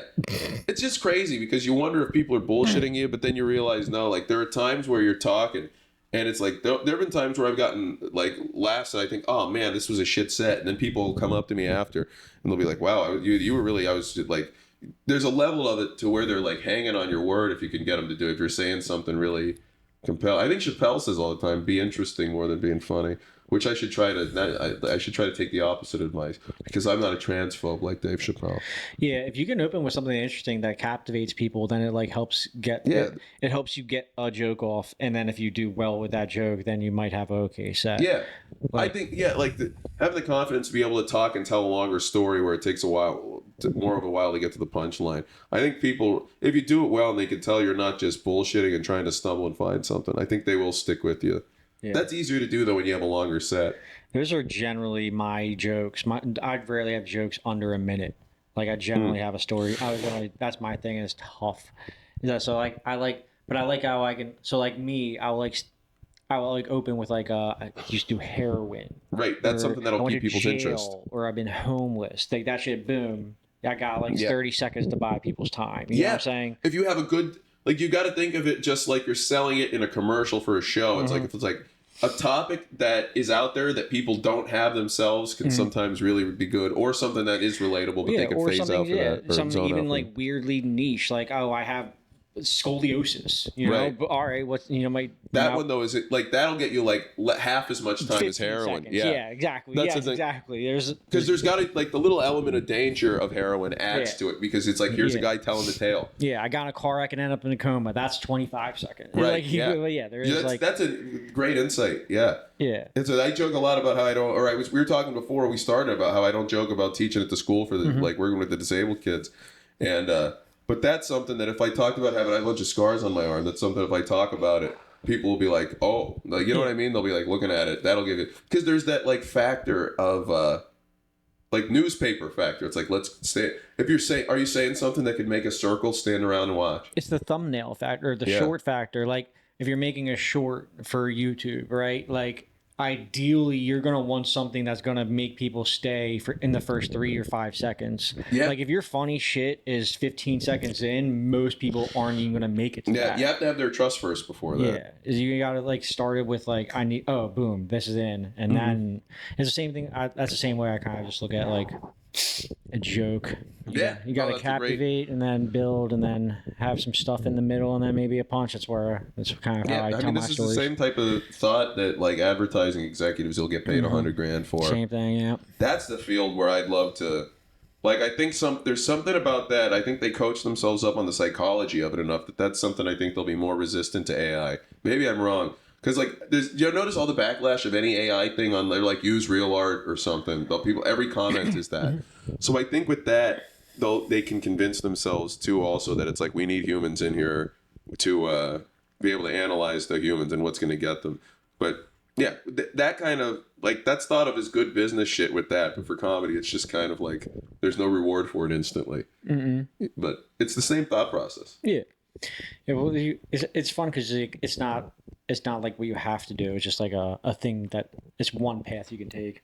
That's the best part about it is like, Oh yeah. like Well, my marketing. favorite part about it is I get everybody has their few minutes. It's like, well, now you have to give me mine, and I can do whatever I want. Yeah, Yeah. that's just fun. That's Yeah. why I talk about so many awful things. I think I just want to talk about them, or partially why. That's kind of why I appreciate things you just don't see all the time, Like I was Yeah. like thinking in my head, like it's a crap joke. It's not a joke, but it's just like, man, the plight of being a white comic, man. Like being a white guy is hard. Yeah. Because you're just like everyone else, Mm-hmm. But like I appreciate like I'm thinking like just one guy in particular, this guy, Noah. I don't see him around anymore. Burr. Yeah. I like Noah Burr Exactly. But like just out there and different. Just you gotta spice it up, man. Oh yeah, absolutely. Noah's a good guy. I like him. I like Nadasic. I like all those guys. Yeah, it's just like something like break the norm at least. And it's like yeah. Were you saying he does or he doesn't? no, he does. Oh, yeah, I was gonna say, what if you were saying it and I was like, what not if he getting was it? the norm? Holy God. Yeah, if you were the norm, that'd be he like broke his arm or something. He was walking around in a sling the last time I Yeah, saw that'd be him. like if Sam Kinison was the norm. Like, it'd be wild. Yeah, exactly. He was one. Yeah, I watched him a lot as a teenager. He's one that I'd say again. I never watch comedy now, but if I did, he'd be one I could tolerate. I don't watch as much comedy now because I have a short attention span for it. Like, Oh yeah, it's why. Like after a little bit, it's the teacher from Snoopy. You know? Wah, wah, wah. Like it I was just depresses me with some of the people because there have been people in comedy that I just think are tremendously unfunny, but even they have good sets sometimes. Well, here's the thing. Yeah, it's just like anyone could do it. Yeah, but it's like I try to do it like even like people I know, but like I find myself still going like I'll buy a $60 ticket to a show of someone I want to see, someone I like, and then I'll be 40 minutes in, zoned out, like, oh fuck, I paid for this. Like I like, and I'm mad about it. It's like I won, but it's like I just womp out. Yeah, know? well, there is the comic element of comparing yourself to the person. It's impossible not to when you're watching it because it literally is something you can make. It's not like saying, oh, I could do this better than this famous guy, but it is literally something you do. Like I imagine if you watch like a famous one of these repair shows, it's like you'd have to compare yourself to it because you do it, like the contracting anything. I just saw Tosh at the Met 2 weeks ago, and I remember like 20 minutes in or 30 minutes into it, I was like, God damn, that joke is so fucking good. That was a good joke. I think a lot of the comics were at that. I've heard a couple people say that. I saw a bunch of people there,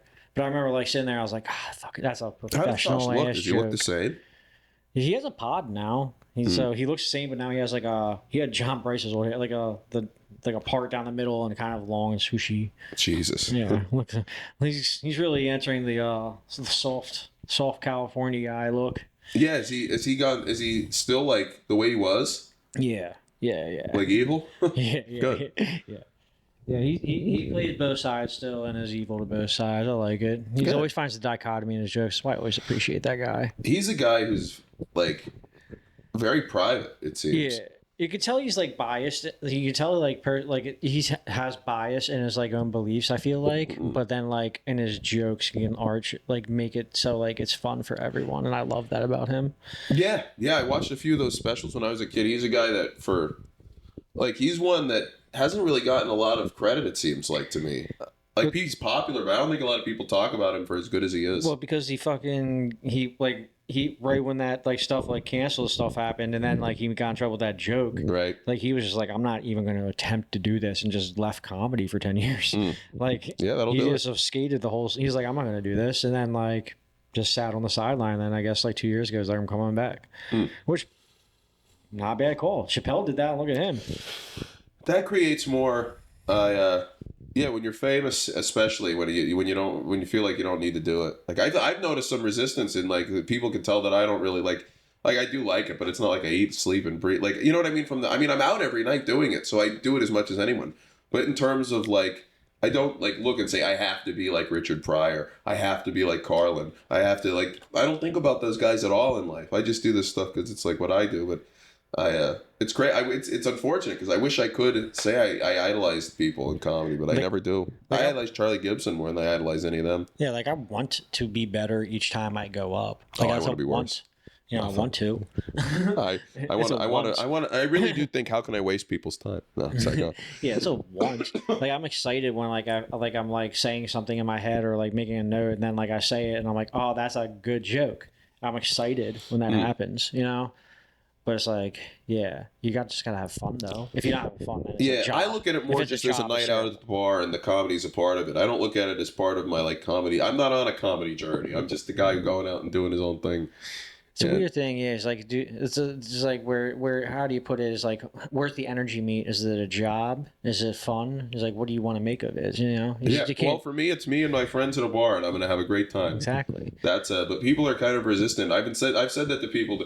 Somebody like there's a lot of people, and everybody has an aspect of this themselves. If you don't absolutely kill, it's a bomb in your mind. But it's like I've worked out of that where it's like no, there are times when I have I mean, listen, I don't go up there and bomb, but there are times when it's C plus. And just it could be from the reaction or everybody has sets they don't like, but you can't. You know what I mean? I don't beat myself up over any of them because it's like it's more so the only thing I'll really get angry about now is if I've had like a great set, but I forgot one thing I wanted to say. That's the natural. But I see people just getting off stage and they did okay, but they're just like killing themselves, and it's like that's just a self-serving thing. I think it's funny when people are like, "How'd you do?" And like sometimes I don't even know how to answer. Yeah, Because I like, always say great. what if I it did? is Yeah, always if I great. I'm crushed, fucking and I was like, phenomenal. "I'm crushed," you know. With our bomb, it's like this is a weird thing. It's like, what if you just so? And I'm like, I was like, to start out, okay. It's Yeah, a well, weird that's way to that's answer. people are so skewed at it that they can only think of it as being great or terrible because they're so invested. You know, what I mean? It's a natural human thing. Yeah, for a little bit, I was just every answer was just like bombed, hard bomb.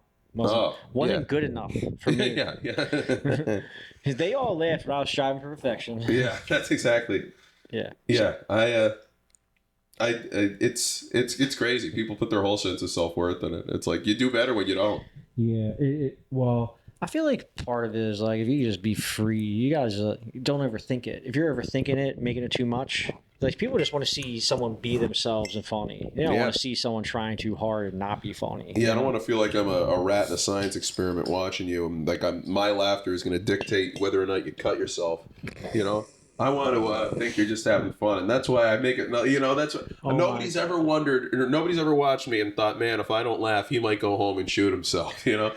It's like maybe I'll do it normally, but it's not going to be because you didn't like the joke. But also, big shot like me, I don't have to hear them not laugh too often. People get in their heads, dude, and they'll like think about that bomb for fucking weeks. You know, no one even remembers what the hell they're thinking about. It's crazy. Yeah, to me, after it happened, like when I started really young. I was like 19 the first time I went on stage, and you bomb once, it's hard. You bomb a second time, and it's sometimes even harder. And then the third time, I'm kind of immune to it. Yeah, you accept it. There's just like some nights it's like, well, that kind of hurt a little bit, you know? But it's yeah. But bombing now is never going to hurt as bad as when you first really start because that's when you like it. And if you do well your first time up, that's almost worse. Like I wish I bombed the first time I went up, but I did well. And then it's like then I had a couple so-so ones. I was doing it once a week or once a month rather at an open mic at a community college that was mostly music, but there weren't a lot of opportunities. There wasn't in a big city. But I would go up there, and the first couple ones were good, and I knew a bad one was coming eventually. It's like, when be like 19, 20, and then bomb really bad in front of a girl, and then tell me how, like, nothing will ever bother you like that again, you know? Yeah. Bombing from a hot girl you're trying to hit. Yeah. Especially when you're young, and it's like, I'm still figuring this out. Now it's like, if I bomb in front of a girl, it's like, maybe it's your fault, honey. But, then it's hard. Now I assure you this is your fault. Yeah. You know what it is? They knew I was talking to some whore, so they didn't want to laugh. That's what that is. So you should have fucking cleaned up your act. But I think it's good. It's a worthwhile endeavor, stand-up comedy. It's nice. Not well paying, but worthwhile. No, and that's another thing too, where I know people who film every set they do, and I know people who will only film like big shows. They don't even film like if there's a show they're getting in their own head, and it's like if you're putting up a video, nobody knows where this is from. If you want to get a good reel, and it's people like that's the thing. They think everybody. Ooh, I keep knocking this over. They think everybody knows the ins and outs of comedy and everything, and it's like you understand. On TV shows for the longest time, they were lip syncing all to perform. You know what I mean? It's like, who cares where they're laughing at those? Like, I nitpick to the point that if they got a good video at a mic, they won't put it up. I know one person who did that actually. And it's like, you're an idiot. No one would know that. You got to look at your comedy if your desire is to get popular, which my desire is just to drink. But if your desire is to get popular, it's like, then look at it from the mindset of a person who doesn't know comedy. People don't know what an open mic is. It's just you're on stage. Yeah, I look at videos all the time. I mean, videos, well, you don't even know if it's a mic or like a background. You don't know if it's a mic or a shot. I just pick that as the ones that sometimes they'll do it. It's like, well, I don't know if this is, I'm doing well. I don't know if this is a big enough room for me to put the video up. And it's like, helium is very popular in Philadelphia. If you go up to a normal person and say helium, I put up a reel at helium. It's like, what the fuck is helium? You know, people think everybody knows the ins and outs of stand-up comedy just because they do it. Nah, it really, if you just... I get triggered by the pretentiousness of like people are like they're crafting a portfolio for a job, and it's like, yeah, you want to do this, but you need any luck for any kind of show business thing, so just have fun with it. Yeah, I don't know any advice, but my advice to the mindset like that is like, don't overthink it and just put it out there. Yeah. Put your shit out there. People want to see it. Yeah, like even if you put trash out there, it doesn't matter. It'll get lost. You just put something out there, because if you put nothing out there, then... Yeah, there's no chance. You never make the shot you don't take. You know what I'm saying? Oh, yeah, and the trash element of it is like, it's your perception. No one's a harder judge on your own stuff than you, so what you think is bad might not. It might connect with somebody. And just like, yeah, you gotta... There's something inside you that made you decide that strangers deserve to listen to you, so don't act like you're not believing in yourself now. Sometimes you don't... Dude, sometimes I'm like, this clip's terrible, and it's like the best clip I got, you know? It does best, you know? Yeah, it's crazy what blows up. Or I'll be out a show and I'll be like, that joke's not funny, but the crowd roars. So I was like, well, maybe I just don't even know it's funny, so just put it out there. You know, it's wild. It's like there's still people like sitcom humor. They do, and it seems too obvious to us when we're in the trenches doing this. But it's people like sitcom humor. Oh yeah, people like a guy getting kicked in the dick. There's something always going to be funny about a guy getting hit in the balls. I love that. Yeah, it's so you got to like, don't go out there and just beat yourself in the balls, but like keep in mind that, you know, if you're doing something intellectual like a long-winded bit, maybe, you know, put that around a bit that's about it. Like, you know what I mean? You got to give people some of everything. They don't want to be preached to. Yeah, if you got a long-winded one, throw some short ones in there. Yeah. That maybe I'll start talking about the nuance of gender while I'm being kicked in the scrotum. Yeah, that could be That's how intellectuals think. Yeah, if you can do a 1 minute long joke and have a laugh every 10 seconds, that's an amazing joke, and you've crushed the world. You know what I'm saying? I'm just spilling myself, but yes, yeah, I agree. Thank God it's where we're tied. You can't see it. It's a Rolling Stone shirt, so it's perfect. Oh yeah. You're gonna tell me Keith Richards never dripped a little alcohol on him? Keith Richards dripped everything on himself, dude. Yeah, Keith is a hero, man. He's just the story about him snorting his dad's ashes. Did you ever hear that? Yeah. And then the story about, what was he? He fucked a girl with a candy bar. I mean, I'm He's sure. Like sticking it. My favorite rock star story is Rod Stewart doing cocaine anally with a funnel so he wouldn't fuck up his voice. Couldn't you picture it? He's the most raspy voice anyway. I know. I just picture him calling his assistant in there, and it's like, yeah, I'm too old for this shit. And it's like he's putting the funnel in Rod Stewart. Yeah. He's warming up "Stay With Me," and he's got the funnel in him. He's got a Trump Coke button, except it's a funnel Coke button. Yeah.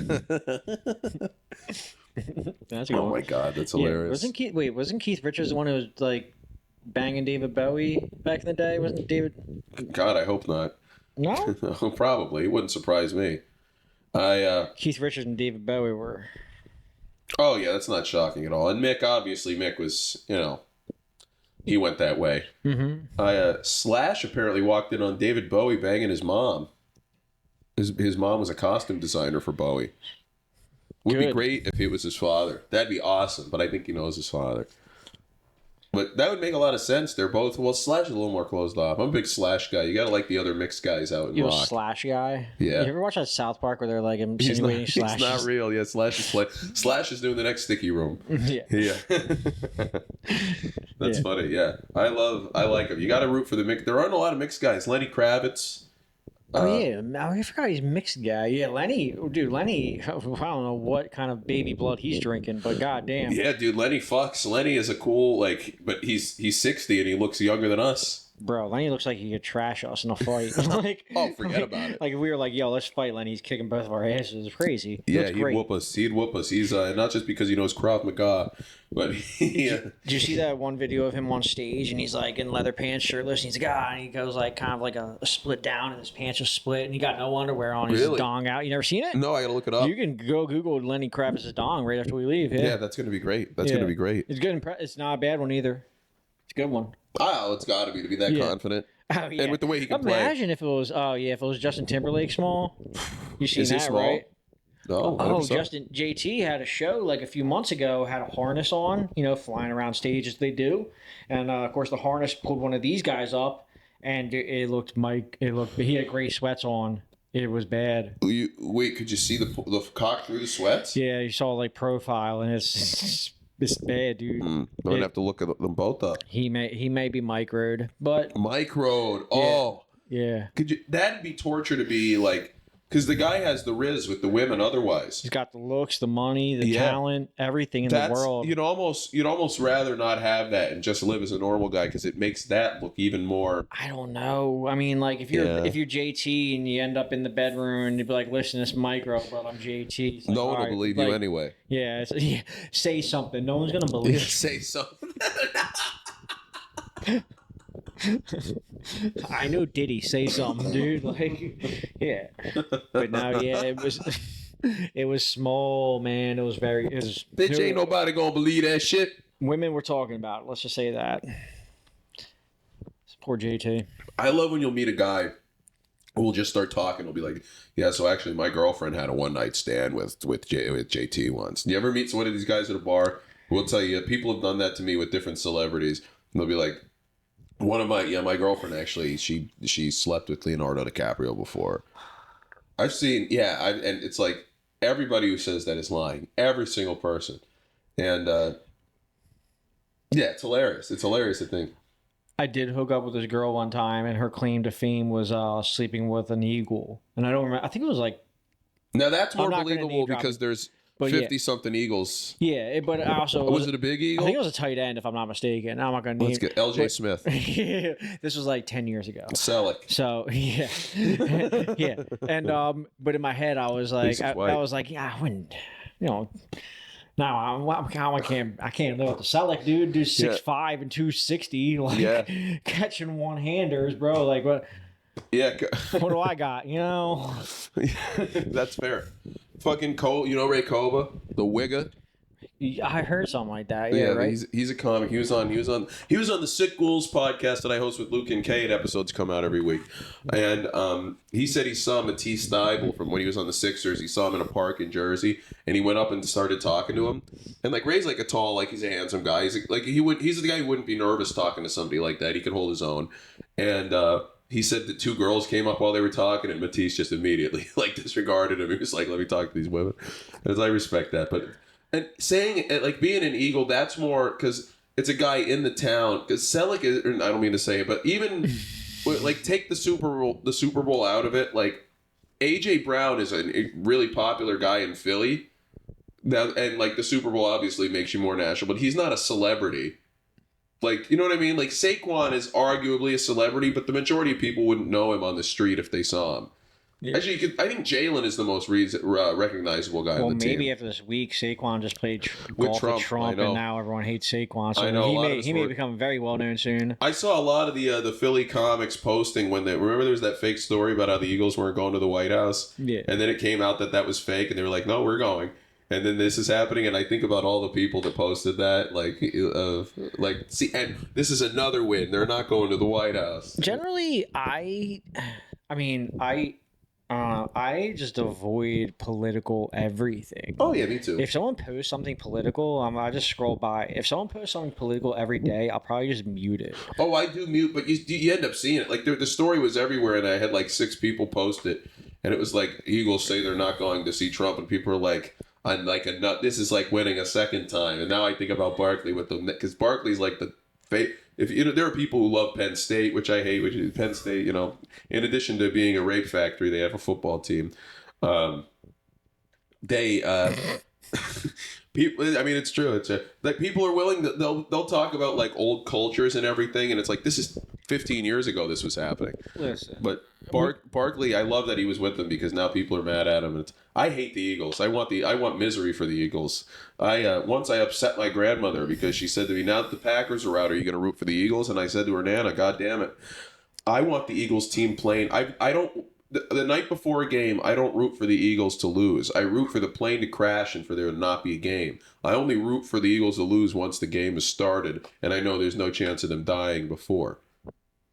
I just think once you put the logo on, you're dead. You're dead to me. That's fair.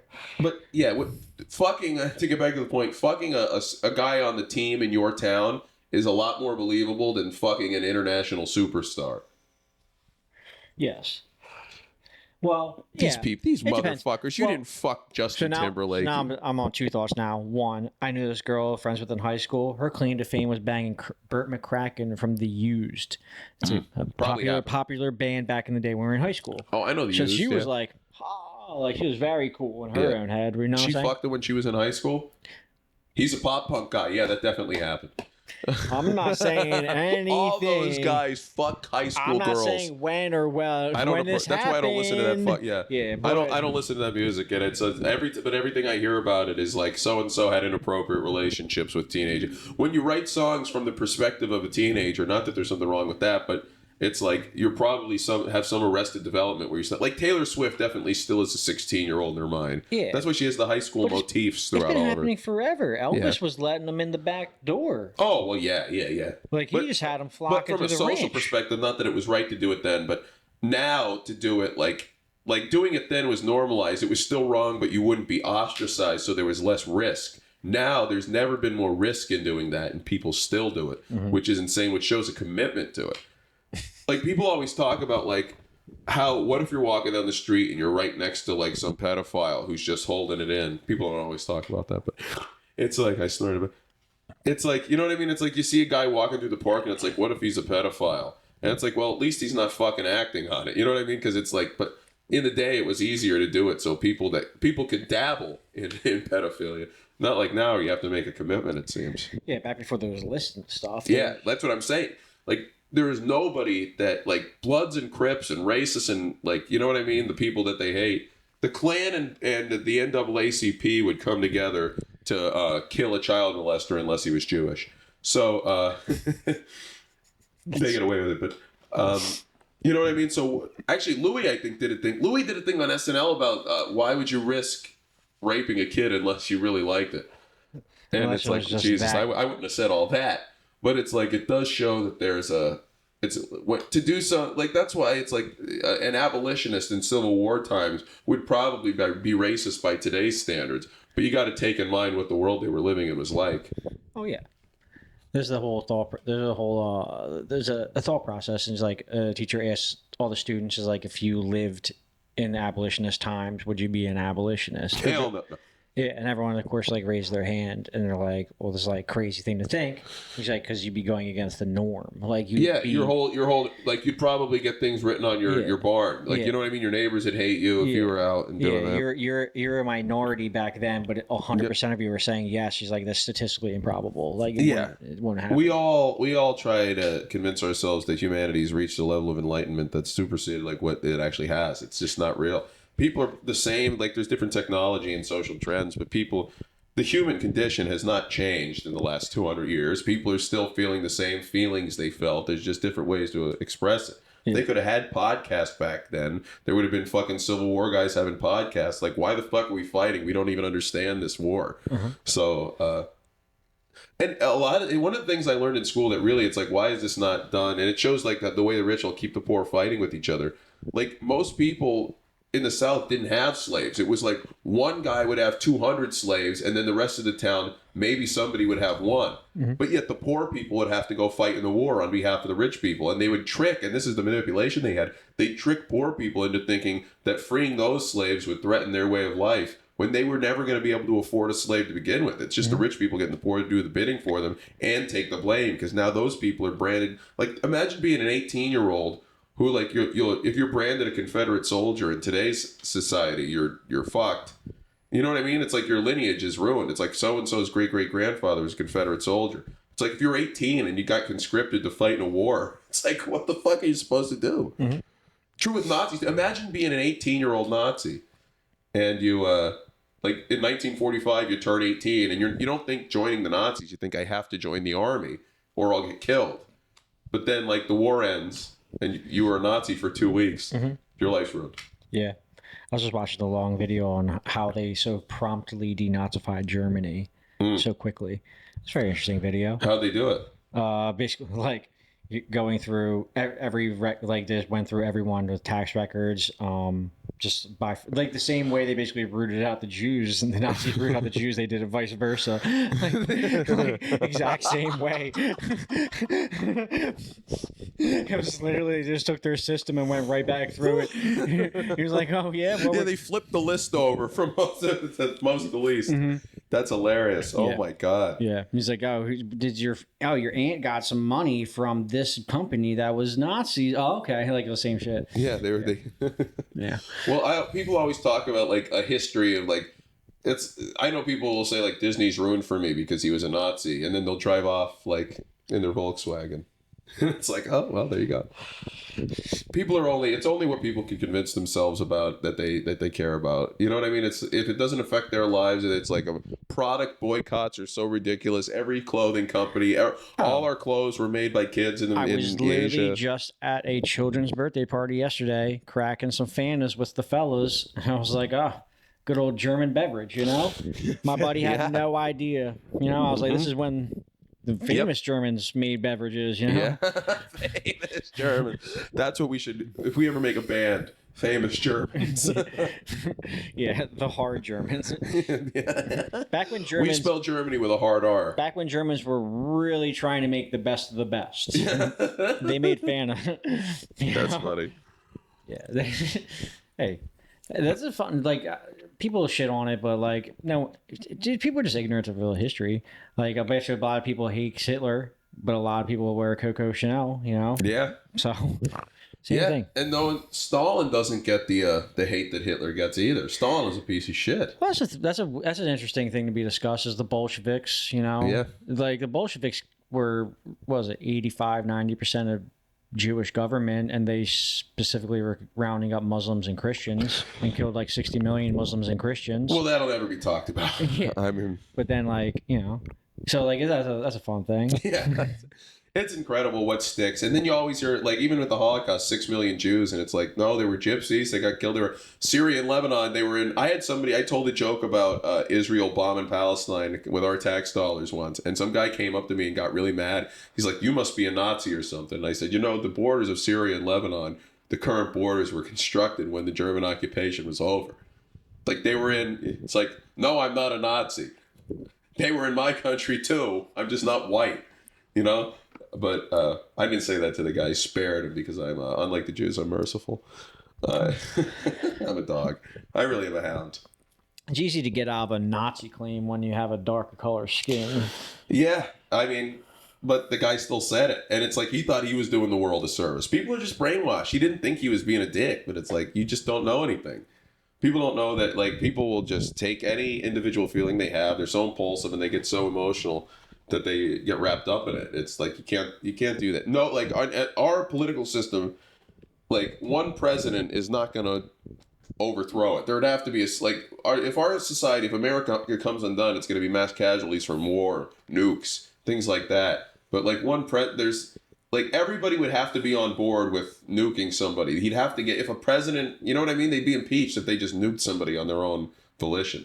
So it's like we have a system, especially with legislation. So like Roe v. Wade will come back, then it'll probably be taken away again, then it'll probably come back. It's just like these Supreme Court justices die, and then there'll be a Democratic majority, then there'll be a Republican majority. It's just a pendulum. Mm-hmm. Yeah, that's not an original thought. It's like it's just how do you not see that? How do people think that like it's this president winning while the world is ruined? People just like to be on a team. That's all it is. It's better to be on a team than alone. Yeah. And it's better, yeah. Eagles and it's and easier to Cowboys. live that way, yeah. Living and dying with it. Yeah, it's crazy. It's wild. It's dude, if you break it down to football terms, is like like I'm an Eagles fan, and when everyone was like, "Yo, the Cowboys suck," I don't even gotta think about why or if they Yeah. do. I can just be like, "Yeah, Cowboys suck." And Dude. and I'll tell you what, it's healthy. Like you're not going and throwing bricks through Cowboy fans' houses. Yeah. You just hate the team. Yeah. But it's like if you saw some Cowboy out there getting like if a guy in a Cowboys hat was just getting brutally beaten outside for no fucking reason. Yeah. Like what, you're gonna stand there and laugh? No. I mean, I would, but Yeah. yeah. But even it'd still be like the Cowboys could be like 15-2 that season. Mm-hmm. I'll still be like Cowboys suck. That's the there's team fun of it. mentality, dude. It doesn't even matter what the objective reality is that they're amazing. I could be like, nope, they suck, and that's the beautiful part of being on a team. But you do that you're smart enough to do that for a football team and not for people's morality based off what they view on the issue of the moment. Well, sports is entertainment. That's the fun part. Yeah. That's but people don't see the best part about it is like I can think freely and just be like, yeah, Absolutely. they suck. That's why I never don't have to think. I can let the team think for me. Did you see this guy from I think it was the Red Sox, Duran? I guess he had a suicide attempt once, and a fan just like yesterday was in the crowd like, you should have fucking killed yourself when you had the chance. And he was like up screaming at him. And people are like, that guy's the worst guy ever. But it's like, you're in a baseball game. The guy paid a fortune to be like, I don't think it's a good thing to say to somebody, but the guy should not get fired from his fucking job over it. Like, could you imagine if the guy has kids and then the kid, like, he gets fired from his job, his wife leaves him, the kids grow up in squalor. I do disagree with us as a people having to constantly think about how to live outside of work, worrying about being punished in work. Yeah. That's not a good way to live. Yeah. No, it isn't. Yeah. That's just as awful a thing as you can have. That's not a free society. People need to be able to, like, because then your identity becomes what you do for a living or your company. It's like, I'm not a representative of a company I work for. Yeah. I know a guy who works for Coke. He was a Coca-Cola like vendor. He would go to the grocery stores and put the things out. And he said, yeah, like if my boss saw me drinking Pepsi, I'd be reprimanded. And I'm like, what is this, fucking Russia? How do you fucking do this? Yeah, I mean, like if you murder somebody, that's fine. You can get fired for that, Yeah. Well, there's a better chance of them sticking with you through that than there is with that. Like if you said Coke sucks, that'd be, you're dead to them. And it's insane. Yeah, brand loyalty. If you were Adidas inside Nike headquarters. Yeah, for real. There was a thing when the Cavaliers won, because LeBron is like the Nike's biggest person right now, and he signed a few years ago a literal $1 billion lifetime, which I don't know how that works. If you get a $1 billion lifetime contract for Nike, I remember that was a headline, but it's like, how do you know when to pay it out? You don't know when the guy's gonna die. But when he won in Cleveland, that was like, I think the last year that it was Adidas, and the hat is Adidas. And I was thinking like, man, they must have been so pissed to see LeBron wearing the Adidas thing. Mm-hmm. But these brands are all, brand loyalty is the most important. It's entrenched in our minds that's the most important thing. Yeah, who had a joke about brand loyalty? Oh, it was Jezelnik. He's like, yeah, my dad called me smoking and made me smoke a whole pack to teach me about brand loyalty. That's funny. Yeah. Jezelnik. That's funny. Yeah, I thought it was good. I like that. God, it's going for 10. I gotta head out soon. We can wrap this up. This has been a great time. And mainly I have to urinate as well. I think we've been hitting for a minute. Oh yeah, no, this has been great. I've been having a great time. Yeah. If I didn't have to get up early, I'd stay all night. This has been great. Yeah, I've had fun, dude. Yeah, absolutely. Stay your room. Yeah, can I plug Sick Ghouls before I go? You got to plug stuff and do all that. Yeah, the Sick Ghouls podcast. Luke Kincaid and I host it. We put it out on Sick Ghouls Saturday. Usually we drop them. Also, come to Bar 13, the mic there. I don't host every week. Fenris is the main guy who runs it, but I help out there a lot. It's a great place. Wilmington, Delaware. You can get away with saying anything there. Dagley, you're always welcome. I'm going to be there. Yeah, do it. I'm working in Wilmington, Delaware for the next 2 weeks. Really? Yeah. Yeah, come out on a Wednesday night. I'm not going to be there tomorrow, actually, but I'll be there next week. And it's a great room. It's where I met a lot of my best friends. And a great audience. It's one of those rooms that only books off of if you're funny, and then the diversity takes care of itself. When there are times where it's an all black lineup on comedy shows. There are times like they book anybody. That's the thing. And even when it comes to being friends, it's like the typical thing. Now I'm gonna rant as we were saying our brief goodbyes.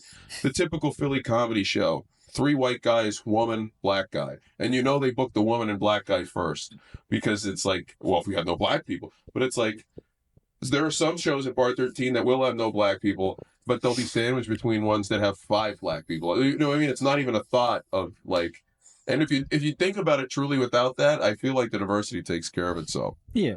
Bar 13, great place. Come out. And the Very Sick Ghouls. We only book whites on the Sick Ghouls podcast. So Nagel, you have to come on sometime.